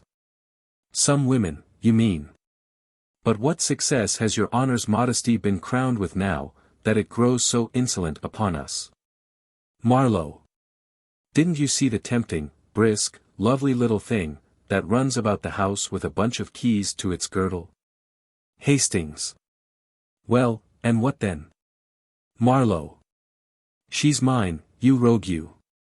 Such fire, such motion, such eyes, such lips, but, egad. She would not let me kiss them though. Hastings. But are you so sure, so very sure of her? Marlow. Why, man, she talked of showing me her work above stairs, and I am to improve the pattern. Hastings. But how can you, Charles, go about to rob a woman of her honor? Marlow. Pshaw. Pshaw. We all know the honor of the barmaid of an inn. I don't intend to rob her, take my word for it, there's nothing in this house I shan't honestly pay for. Hastings. I believe the girl has virtue. Marlow. And if she has, I should be the last man in the world that would attempt to corrupt it. Hastings. You have taken care, I hope, of the casket I sent you to lock up. Is it in safety? Marlow. Yes, yes. It's safe enough. I have taken care of it. But how could you think the seat of a post-coach at an inn door a place of safety? Ah! Numbskull. I have taken better precautions for you than you did for yourself, I have. Hastings. What? Marlow. I have sent it to the landlady to keep for you. Hastings. To the landlady. Marlow. The landlady. Hastings. You did? Marlow. I did. She's to be answerable for its forthcoming, you know. Hastings. Yes, she'll bring it forth with a witness. Marlow. Wasn't I right? I believe you'll allow that I acted prudently upon this occasion. Hastings. Aside. He must not see my uneasiness. Marlow. You seem a little disconcerted though, methinks. Sure nothing has happened? Hastings. No, nothing. Never was in better spirits in all my life. And so you left it with the landlady, who, no doubt, very readily undertook the charge. Marlow. Rather too readily. For she not only kept the casket, but, through her great precaution, was going to keep the messenger too. Ha! Ha! Ha! Hastings. He. They're safe, however. Marlow. As a guinea in a miser's purse. Hastings. Aside. So now all hopes of fortune are at an end, and we must set off without it. To him. Well, Charles, I'll leave you to your meditations on the pretty barmaid, and, May you be as successful for yourself, as you have been for me. Exit. Marlow. Thank ye, George, I ask no more. Ha! Ha! Ha! Enter Hardcastle. Hardcastle. I no longer know my own house. It's turned all topsy-turvy. His servants have got drunk already. I'll bear it no longer. And yet, from my respect for his father, I'll be calm. To him. Mr. Marlow, your servant. I'm your very humble servant. Bowing low. Marlow. Sir, your humble servant. Aside. What's to be the wonder now? Hardcastle. I believe, sir, you must be sensible, sir, that no man alive ought to be more welcome than your father's son, sir. I hope you think so. Marlow. I do from my soul, sir. I don't want much entreaty. I generally make my father's son welcome wherever he goes. Hardcastle. I believe you do, from my soul, sir. But though I say nothing to your own conduct, that of your servants is insufferable. Their manner of drinking is setting a very bad example in this house, I assure you. Marlow. I protest, my very good sir, that is no fault of mine. If they don't drink as they ought, they are to blame. I ordered them not to spare the cellar. I did, I assure you. To the side scene. Here, let one of my servants come up. To him. My positive directions were, that as I did not drink myself, they should make up for my deficiencies below. Hardcastle. Then they had your orders for what they do. I'm satisfied. Marlow. They had, I assure you. You shall hear from one of themselves. Enter servant, drunk. Marlow. You, Jeremy. Come forward, Sirrah. What were my orders? Were you not told to drink freely, and call for what you thought fit, for the good of the house? Hardcastle. Aside. I begin to lose my patience. Jeremy. Please your honor, Liberty and Fleet Street for ever. Though I'm but a servant, I'm as good as another man. I'll drink for no man before supper, sir, damn. Good liquor will sit upon a good supper, but a good supper will not sit upon, on my conscience, sir. Marlow. You see, my old friend, the fellow is as drunk as he can possibly be. I don't know what you'd have more, unless you'd have the poor devil soused in a beer barrel. Hardcastle. Zounds. He'll drive me distracted, if I contain myself any longer. Mr. Marlow, sir, I have submitted to your insolence for more than 4 hours, and I see no likelihood of its coming to an end. I'm now resolved to be master here, sir, and I desire that you and your drunken pack may leave my house directly. Marlow. Leave your house, sure you jest, my good friend. What? When I'm doing what I can to please you. Hardcastle. I tell you, sir, you don't please me, so I desire you'll leave my house. Marlow. Sure you cannot be serious. At this time o' night, and such a night. You only mean to banter me. Hardcastle. I tell you, sir, I'm serious. And now that my passions are roused, I say this house is mine, sir, this house is mine, and I command you to leave it directly. Marlow. Ha. Ha. Ha. A puddle in a storm. I shan't stir a step, I assure you. In a serious tone. This your house, fellow. It's my house. This is my house. Mine, while I choose to stay. What right have you to bid me leave this house, sir? I never met with such impudence, curse me, never in my whole life before. Hardcastle. Nor I, confound me if ever I did.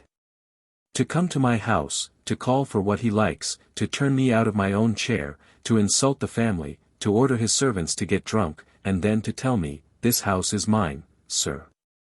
By all that's impudent, it makes me laugh. Ha. Ha. Ha. Pray, sir, bantering, as you take the house, what think you of taking the rest of the furniture? There's a pair of silver candlesticks, and there's a fire screen, and here's a pair of brazen-nosed bellows, perhaps you may take a fancy to them. Marlow. Bring me your bill, sir, bring me your bill, and let's make no more words about it. Hardcastle. There are a set of prints, too. What think you of the Rake's Progress, for your own apartment? Marlow. Bring me your bill, I say. And I'll leave you and your infernal house directly. Hardcastle. Then there's a mahogany table that you may see your own face in. Marlow. My bill, I say. Hardcastle.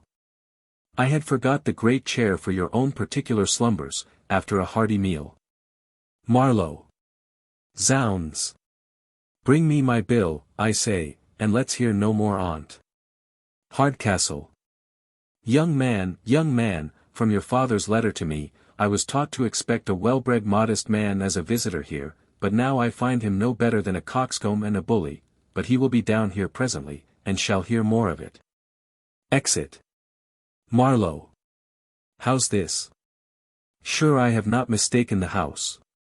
Everything looks like an inn.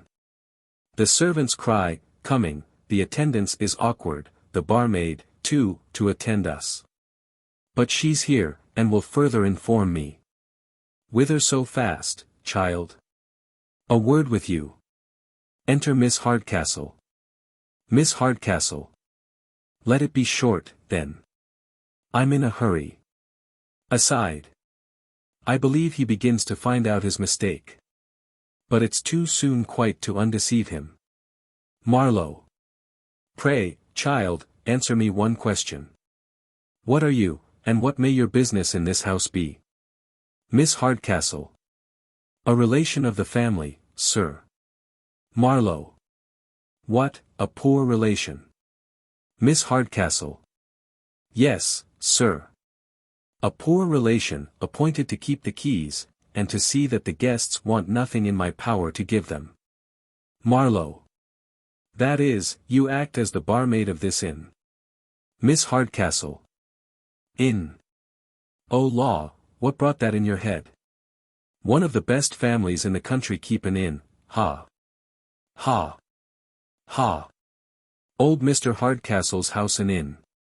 Marlow. Mr. Hardcastle's house. Is this Mr. Hardcastle's house, child? Miss Hardcastle. Aye, sure. Whose else should it be? Marlow. So then, all's out, and I have been damnably imposed on. Oh, confound my stupid head, I shall be laughed at over the whole town. I shall be stuck up in caricatura in all the print shops. The dullissimo macaroni. To mistake this house of all others for an inn, and my father's old friend for an innkeeper. What a swaggering puppy must he take me for? What a silly puppy do I find myself? There again, may I be hanged, my dear, but I mistook you for the barmaid. Miss Hardcastle. Dear me. Dear me. I'm sure there's nothing in my behavior to put me on a level with one of that stamp. Marlow. Nothing, my dear, nothing. But I was in for a list of blunders, and could not help making you a subscriber. My stupidity saw everything the wrong way. I mistook your assiduity for assurance, and your simplicity for allurement. But it's over.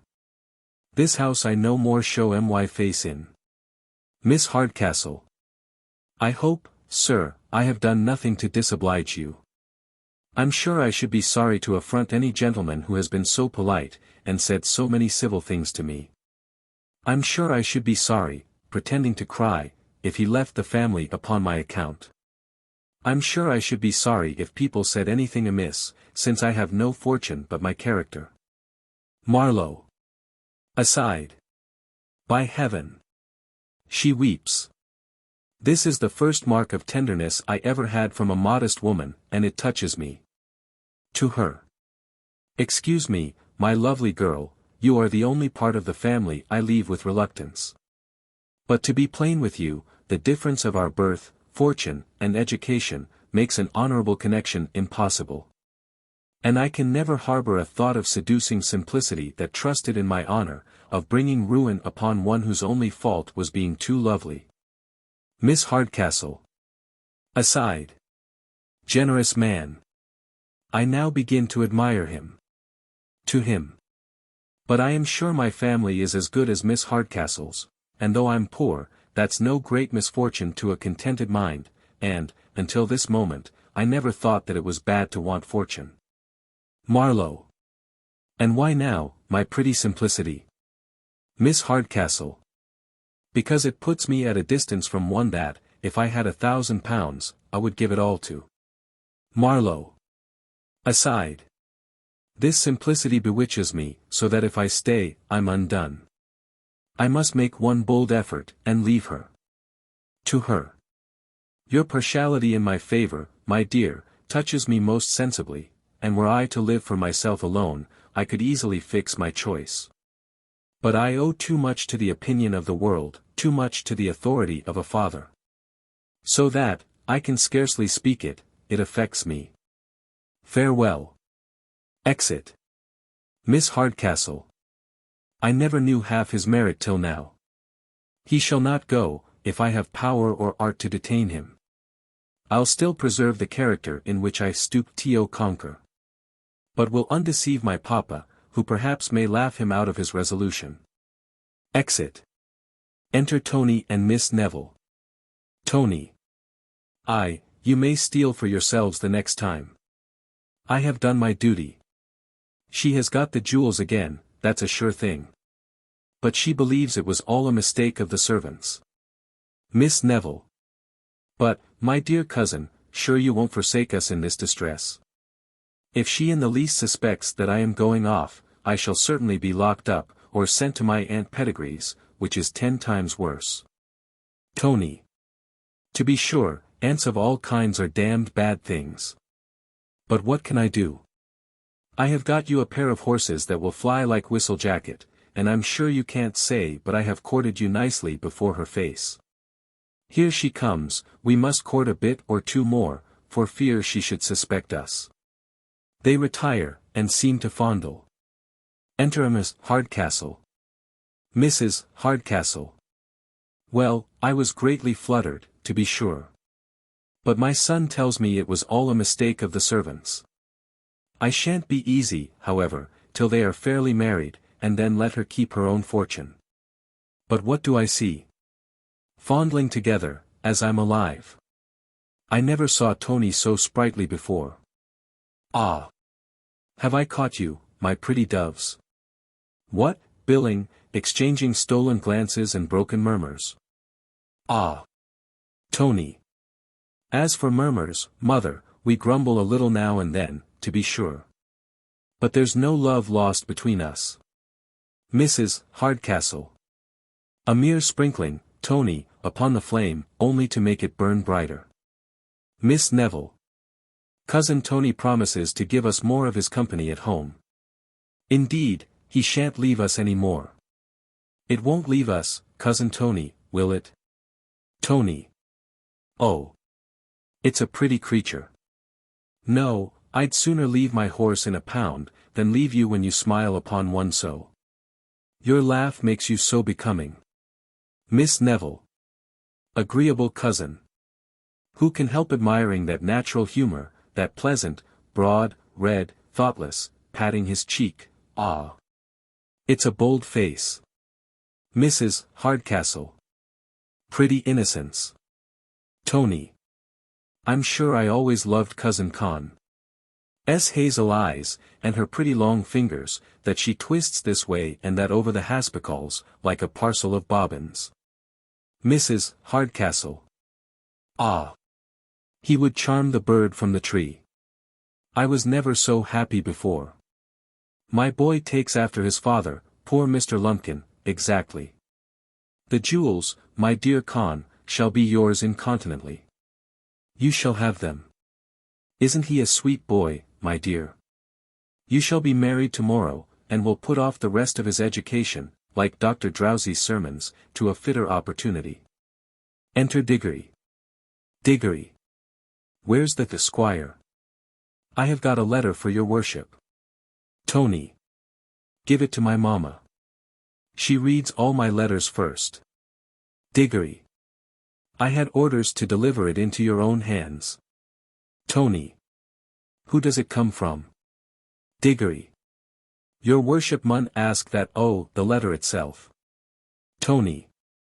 I could wish to know though, turning the letter, and gazing on it. Miss Neville. Aside. Undone. Undone. A letter to him from Hastings. I know the hand. If my aunt sees it, we are ruined forever. I'll keep her employed a little if I can. To Miss Hardcastle. But I have not told you, madam, of my cousin's smart answer just now to Mr. Marlow. We so laughed that, you must know, madam. This way a little, for he must not hear us. They confer. Tony. Still gazing. A damned cramped piece of penmanship, as ever I saw in my life. I can read your print hand very well. But here are such handles, and shanks, and dashes, that one can scarce tell the head from the tail. To Anthony Lumpkin, Esquire. It's very odd, I can read the outside of my letters, where my own name is, well enough, but when I come to open it, it's all buzz. That's hard, very hard, for the inside of the letter is always the cream of the correspondence. Mrs. Hardcastle. Ha!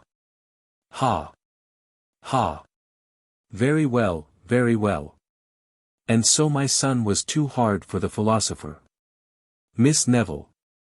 Yes, madam, but you must hear the rest, madam. A little more this way, or he may hear us. You'll hear how he puzzled him again. Mrs. Hardcastle. He seems strangely puzzled now himself, methinks. Tony. Still gazing. A damned up and down hand, as if it was disguised in liquor. Reading. Dear sir, that's that. Then there's an M, an AT, and an S, but whether the next be an izzard, or an R, confound me, I cannot tell. Mrs. Hardcastle. What's that, my dear? Can I give you any assistance? Miss Neville. Pray, aunt, let me read it. Nobody reads a cramp hand better than I, twitching the letter from him. Do you know who it is from? Tony. Can't tell, except from Dick Ginger, the feeder. Miss Neville. So it is. Pretending to read. Dear Squire, hoping that you're in health, as I am at this present. The gentleman of the Shake Bag Club has cut the gentleman of Goosegreen quite out of feather. The odds, odd battle, long fighting, here, it's all about cocks and fighting, it's of no consequence, here, put it up. Thrusting the crumpled letter upon him. Tony. But I tell you, miss, it's of all the consequence in the world. I would not lose the rest of it for a guinea. Here, mother, do you make it out? Of no consequence. Giving Miss Hardcastle the letter. Mrs. Hardcastle. How's this, reads. Dear Squire, I'm now waiting for Miss Neville, with a post-chaise and pair, at the bottom of the garden, but I find my horses yet unable to perform the journey. I expect you'll assist us with a pair of fresh horses, as you promised. Dispatch is necessary, as the the hag, your mother, will otherwise suspect us. Yours, Hastings. Grant me patience. I shall run distracted. My rage chokes me. Miss Neville. I hope, madam, you'll suspend your resentment for a few moments, and not impute to me any impertinence, or sinister design, that belongs to another. Mrs. Hardcastle. Curtsying very low. Fine spoken, madam, you are most miraculously polite and engaging, and quite the very pink of courtesy and circumspection, madam. Changing her tone. And you great ill-fashioned oaf, with scarce sense enough to keep your mouth shut, were you, too, joined against me? But I'll defeat all your plots in a moment. As for you, madam, since you have got a pair of fresh horses ready, it would be cruel to disappoint them. So, if you please, instead of running away with your spark, prepare, this very moment, to run off with me. Your old Aunt Pedigree will keep you secure, I'll warrant me. You too, sir, may mount your horse, and guard us upon the way. Here, Thomas, Roger, Diggory. I'll show you, that I wish you better than you do yourselves. Exit. Miss Neville. So now I'm completely ruined. Tony. Aye, that's a sure thing. Miss Neville. What better could be expected from being connected with such a stupid fool, and after all the nods and signs I made him? Tony. By the laws, miss, it was your own cleverness, and not my stupidity, that did your business. You were so nice and so busy with your shake bags and goose-greens, that I thought you could never be making believe. Enter Hastings. Hastings. So, sir, I find by my servant, that you have shown my letter, and betrayed us. Was this well done, young gentleman? Tony. Here's another. Ask Miss there, who betrayed you. Ecod, it was her doing, not mine. Enter Marlow. Marlow. So I have been finely used here among you. Rendered contemptible, driven into ill manners, despised, insulted, laughed at. Tony. Here's another. We shall have old Bedlam broke loose presently. Miss Neville. And there, sir, is the gentleman to whom we all owe every obligation. Marlow. What can I say to him, a mere boy, an idiot, whose ignorance and age are a protection? Hastings. A poor contemptible booby, that would but disgrace correction. Miss Neville. Yet with cunning and malice enough to make himself merry with all our embarrassments. Hastings. An insensible cub. Marlow. Replete with tricks and mischief. Tony. Baw. Damn, but I'll fight you both, one after the other, with baskets. Marlow. As for him, he's below resentment. But your conduct, Mr. Hastings, requires an explanation. You knew of my mistakes, yet would not undeceive me. Hastings. Tortured as I am with my own disappointments, is this a time for explanations? It is not friendly, Mr. Marlow. Marlow. But, sir. Miss Neville. Mr. Marlow, we never kept on your mistake till it was too late to undeceive you. Enter servant. Servant. My mistress desires you'll get ready immediately, madam. The horses are putting to. Your hat and things are in the next room. We are to go 30 miles before morning. Exit servant. Miss Neville. Well, well, I'll come presently. Marlow. To Hastings. Was it well done, sir, to assist in rendering me ridiculous? To hang me out for the scorn of all my acquaintance? Depend upon it, sir, I shall expect an explanation. Hastings. Was it well done, sir, if you're upon that subject, to deliver what I entrusted to yourself, to the care of another, sir? Miss Neville. Mr. Hastings. Mr. Marlow. Why will you increase my distress by this groundless dispute? I implore, I entreat you. Enter servant. Servant. Your cloak, madam. My mistress is impatient. Exit servant. Miss Neville. I come. Pray be pacified. If I leave you thus, I shall die with apprehension. Enter servant. Servant. Your fan, muff, and gloves, madam. The horses are waiting. Miss Neville. Oh, Mr. Marlow. If you knew what a scene of constraint and ill nature lies before me, I'm sure it would convert your resentment into pity. Marlow. I'm so distracted with a variety of passions, that I don't know what I do. Forgive me, madam. George, forgive me. You know my hasty temper, and should not exasperate it. Hastings. The torture of my situation is my only excuse. Miss Neville. Well, my dear Hastings, if you have that esteem for me that I think, that I am sure you have, your constancy for 3 years will but increase the happiness of our future connection. If Mrs. Hardcastle. Within. Miss Neville. Constance, why Constance, I say. Miss Neville. I'm coming. Well, constancy, remember, constancy is the word. Exit. Hastings. My heart. How can I support this? To be so near happiness, and such happiness. Marlow. To Tony. You see now, young gentleman, the effects of your folly. What might be amusement to you, is here disappointment, and even distress. Tony. From a reverie. Ecod, I have hit it. It's here. Your hands. Yours and yours, my poor sulky. My boots there, ho, meet me 2 hours hence at the bottom of the garden, and if you don't find Tony Lumpkin a more good-natured fellow than you thought for, I'll give you leave to take my best horse, and bet Bouncer into the bargain. Come along. My boots, ho. Exeunt.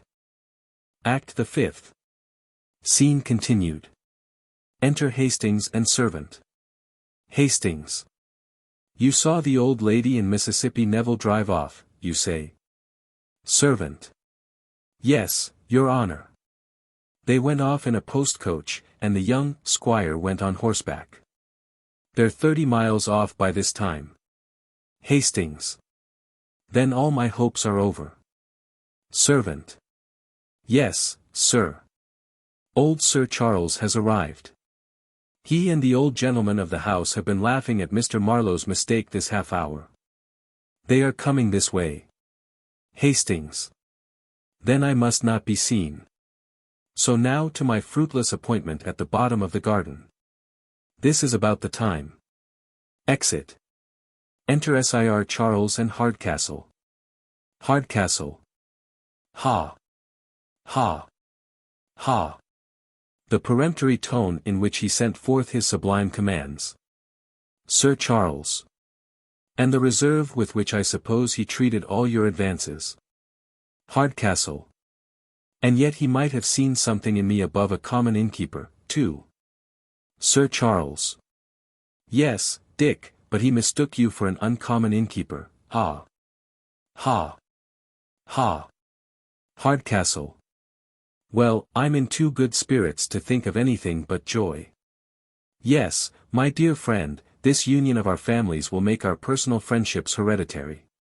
And though my daughter's fortune is but small, Sir Charles.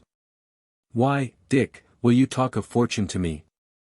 My son is possessed of more than a competence already, and can want nothing but a good and virtuous girl to share his happiness and increase it. If they like each other, as you say they do. Hardcastle. If, man. I tell you they do like each other. My daughter as good as told me so. Sir Charles. But girls are apt to flatter themselves, you know. Hardcastle. I saw him grasp her hand in the warmest manner myself, and here he comes to put you out of your ifs, I warrant him. Enter Marlow. Marlow. I come, sir, once more, to ask pardon for my strange conduct. I can scarce reflect on my insolence without confusion. Hardcastle. Tut, boy, a trifle.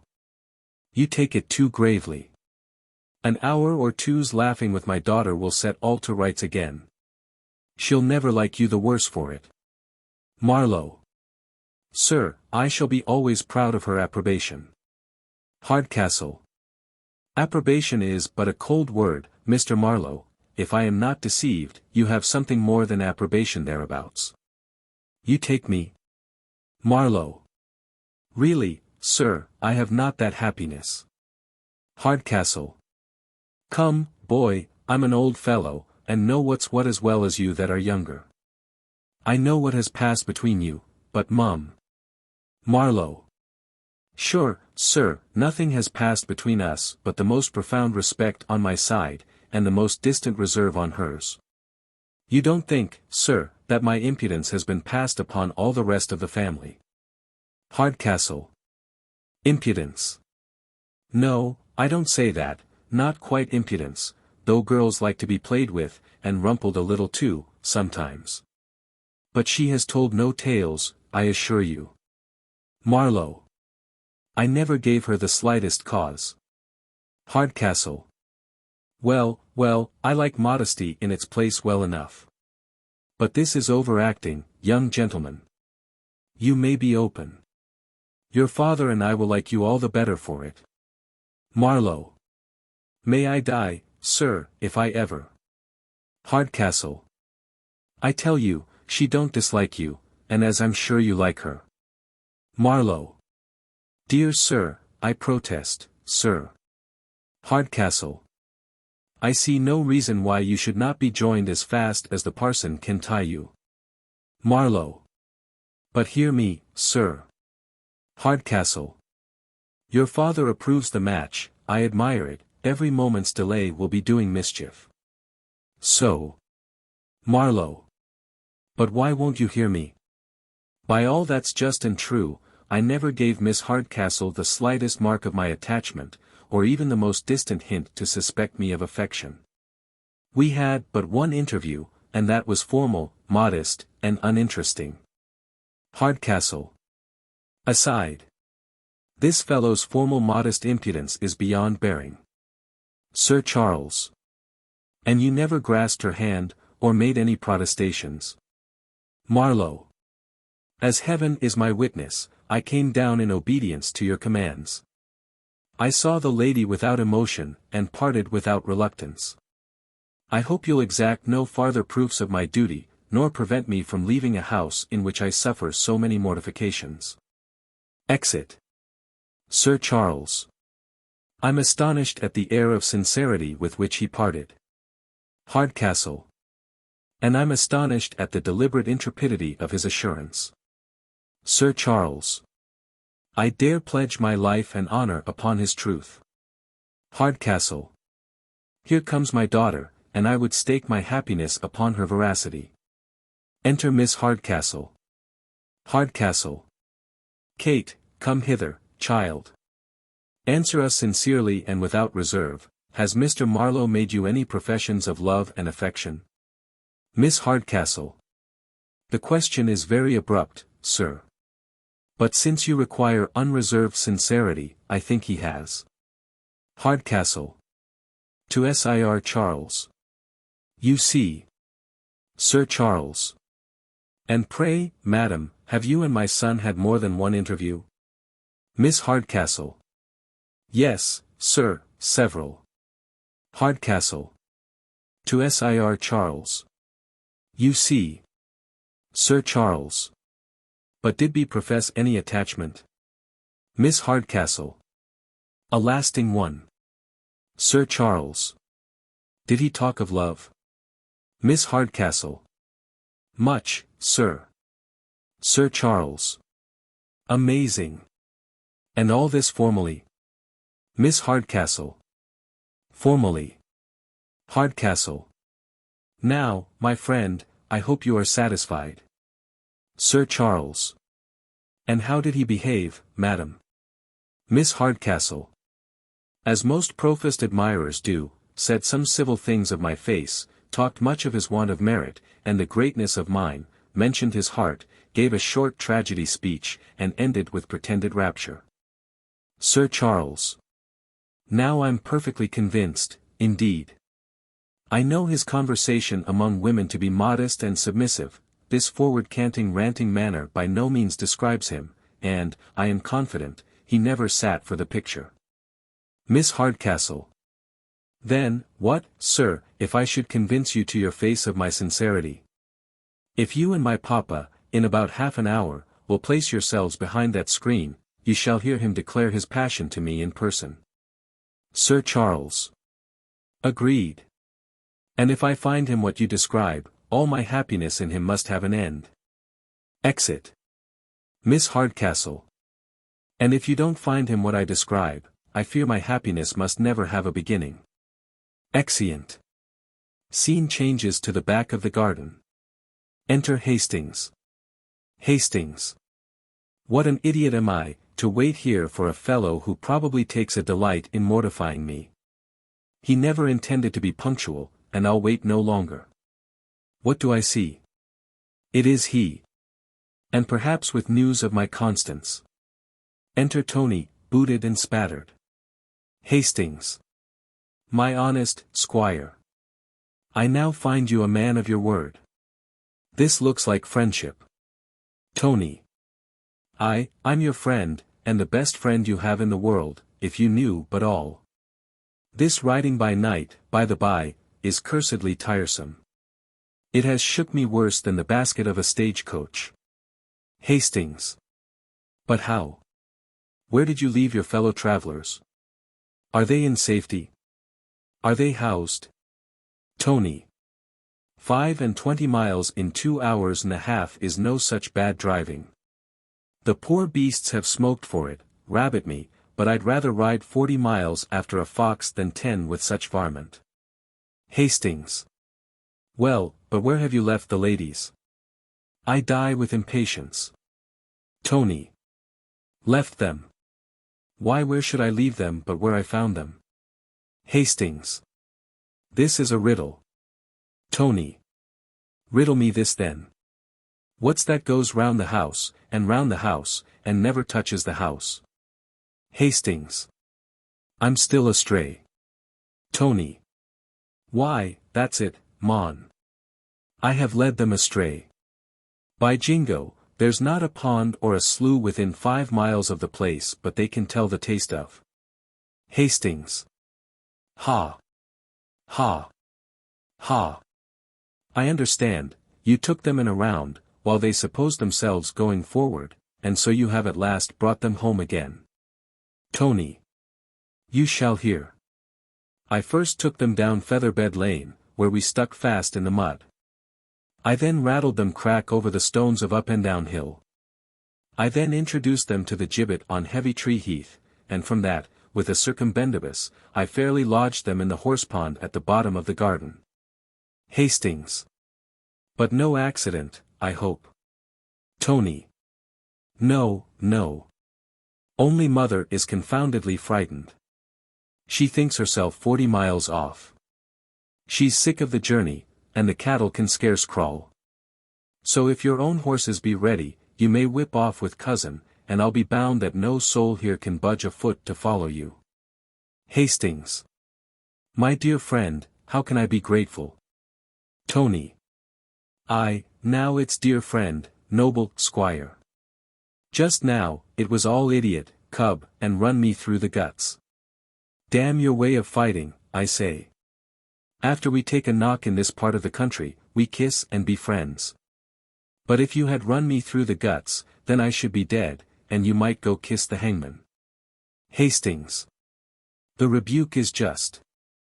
But I must hasten to relieve Miss Neville. If you keep the old lady employed, I promise to take care of the young one. Exit Hastings. Tony. Never fear me. Here she comes. Vanish. She's got from the pond, and draggled up to the waist like a mermaid. Enter Miss Hardcastle. Mrs. Hardcastle. Oh, Tony, I'm killed. Shook. Battered to death. I shall never survive it. That last jolt, that laid us against the quickset hedge, has done my business. Tony. Alack, mamma, it was all your own fault. You would be for running away by night, without knowing 1 inch of the way. Mrs. Hardcastle. I wish we were at home again. I never met so many accidents in so short a journey. Drenched in the mud, overturned in a ditch, stuck fast in a slough, jolted to a jelly, and at last to lose our way. Whereabouts do you think we are, Tony? Tony. By my guess we should come upon Crackskull Common, about 40 miles from home. Mrs. Hardcastle. Oh Lud. Oh Lud. The most notorious spot in all the country. We only want a robbery to make a complete night on't. Tony. Don't be afraid, mamma, don't be afraid. 2 of the 5 that kept here are hanged, and the other 3 may not find us. Don't be afraid. Is that a man that's galloping behind us? No, it's only a tree. Don't be afraid. Mrs. Hardcastle. The fright will certainly kill me. Tony. Do you see anything like a black hat moving behind the thicket? Mrs. Hardcastle. Oh, death. Tony. No, it's only a cow. Don't be afraid, mamma, don't be afraid. Mrs. Hardcastle. As I'm alive, Tony, I see a man coming towards us. Ah. I'm sure on't. If he perceives us, we are undone. Tony. Aside. Father-in-law, by all that's unlucky, come to take one of his night walks. To her. Ah, it's a highwayman with pistols as long as my arm. A damned ill-looking fellow. Mrs. Hardcastle. Good heaven defend us. He approaches. Tony. Do you hide yourself in that thicket, and leave me to manage him. If there be any danger, I'll cough, and cry hem. When I cough, be sure to keep close. Mr. Hardcastle hides behind a tree in the back scene. Enter Hardcastle. Hardcastle. I'm mistaken, or I heard voices of people in want of help. Oh, Tony. Is that you? I did not expect you so soon back. Are your mother and her charge in safety? Tony. Very safe, sir, at my Aunt Pedigree's. Hem.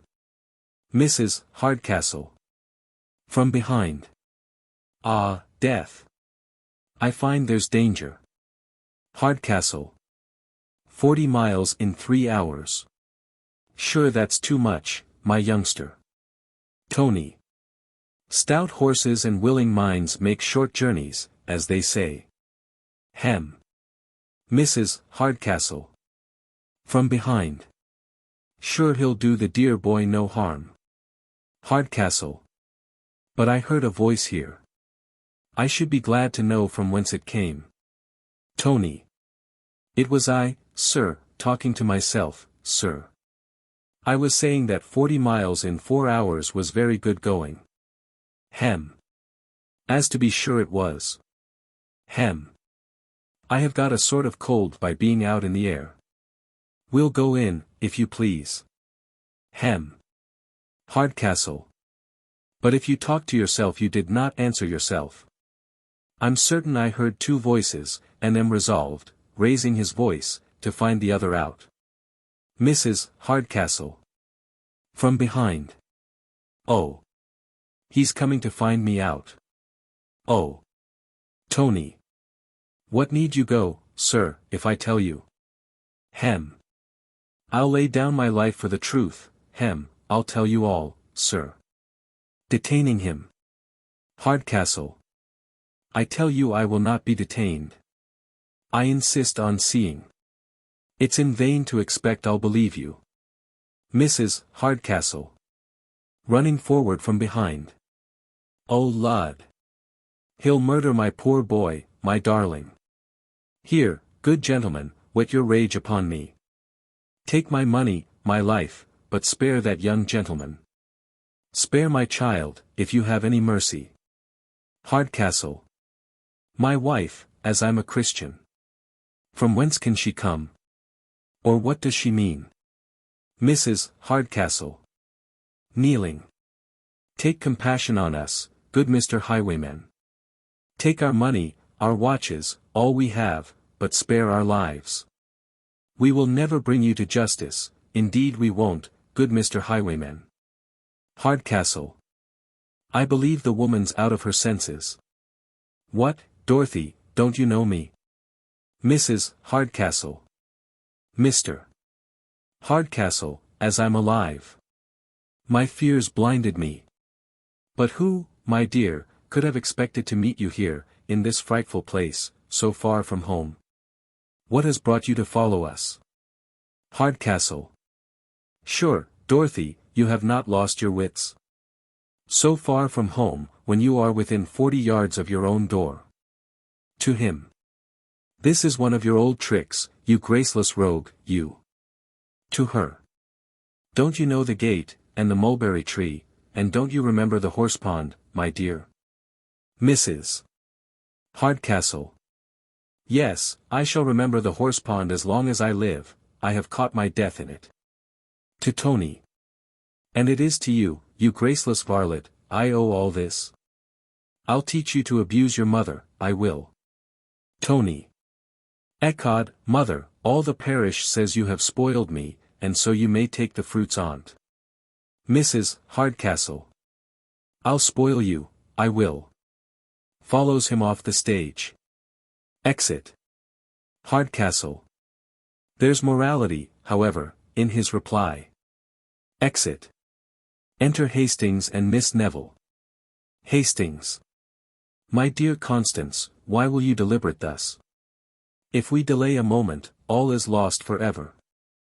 Pluck up a little resolution, and we shall soon be out of the reach of her malignity. Miss Neville. I find it impossible. My spirits are so sunk with the agitations I have suffered, that I am unable to face any new danger. 2 or 3 years' patience will at last crown us with happiness. Hastings.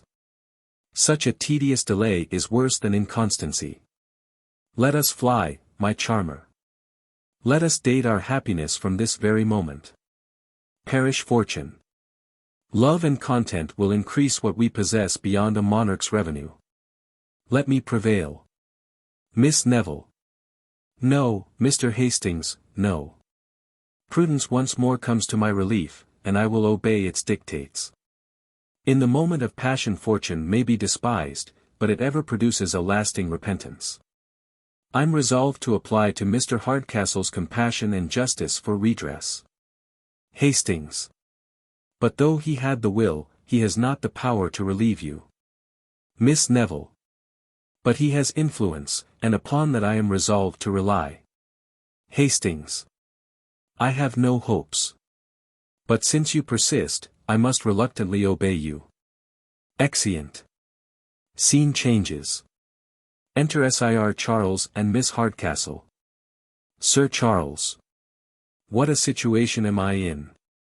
If what you say appears, I shall then find a guilty son. If what he says be true, I shall then lose one that, of all others, I most wished for a daughter. Miss Hardcastle.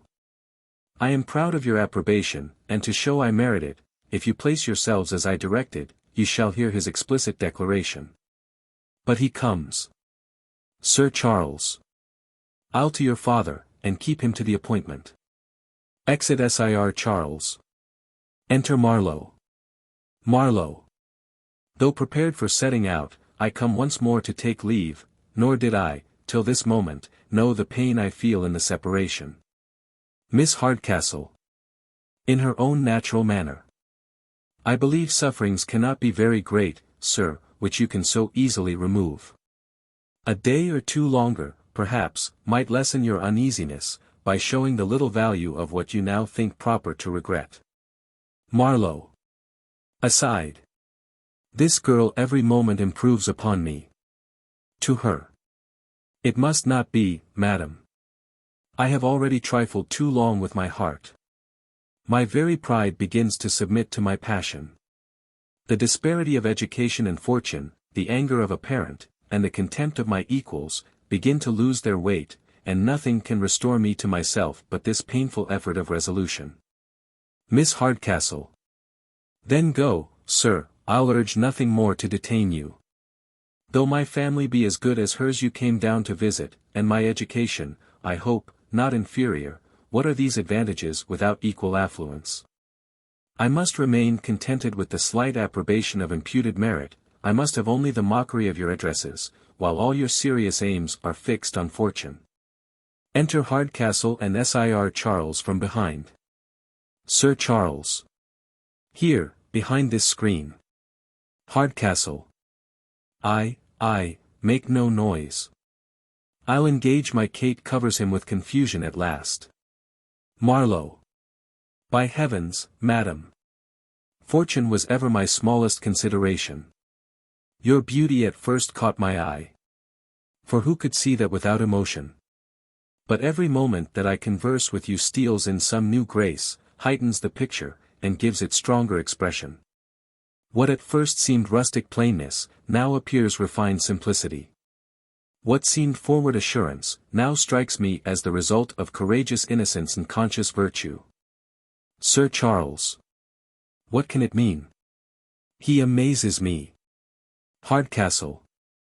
I told you how it would be. Hush. Marlow.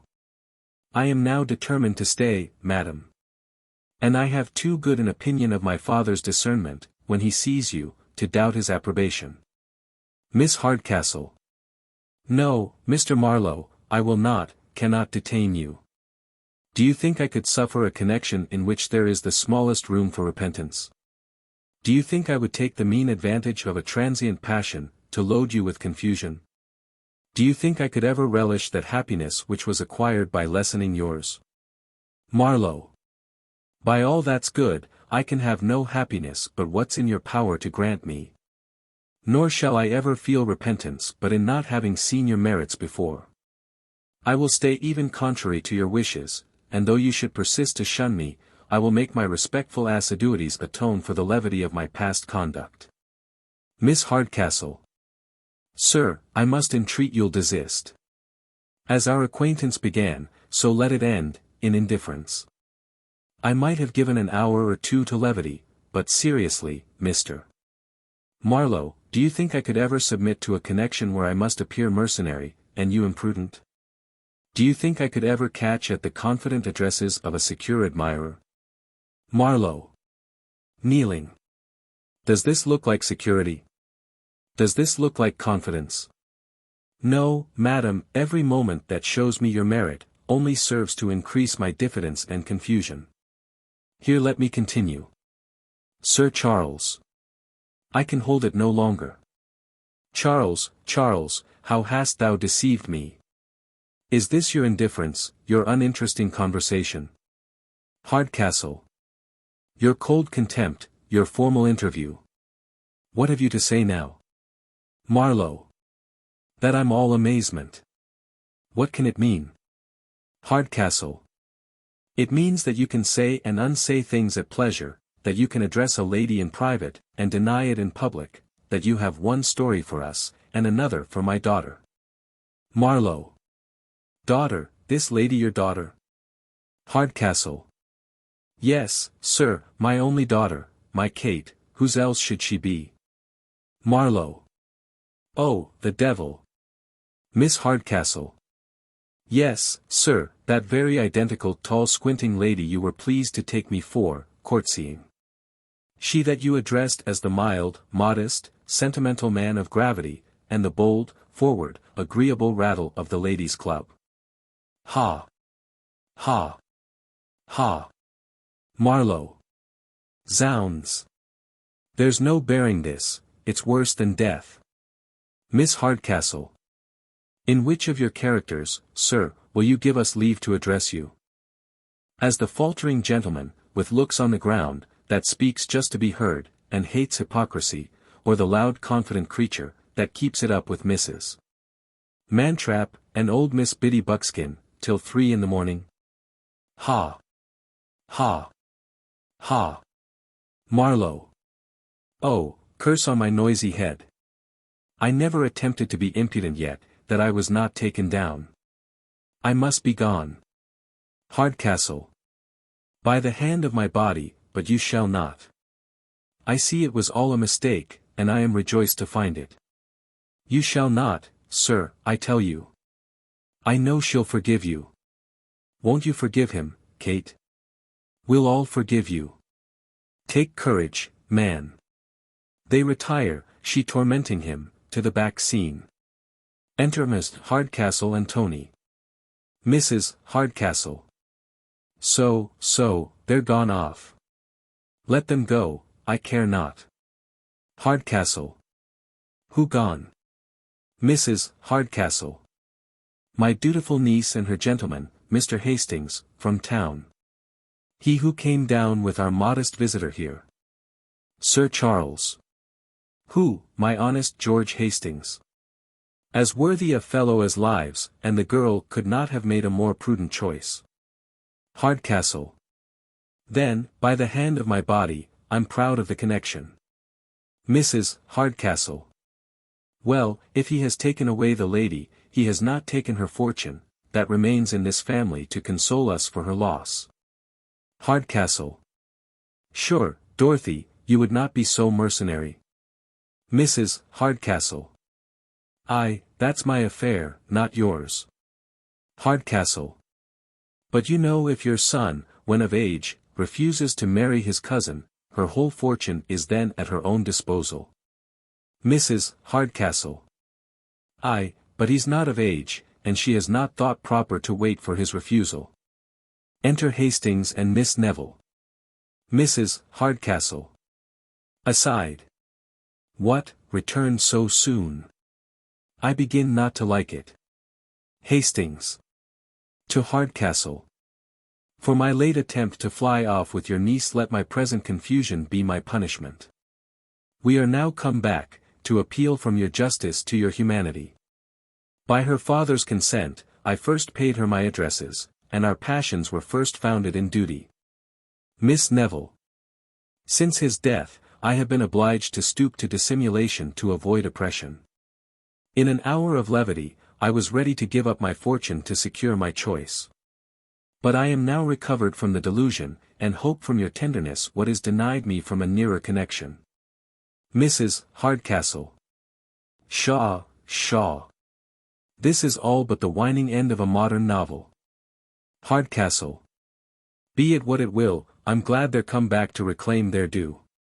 Come hither, Tony, boy. Do you refuse this lady's hand whom I now offer you? Tony. What signifies my refusing? You know I can't refuse her till I'm of age, father. Hardcastle.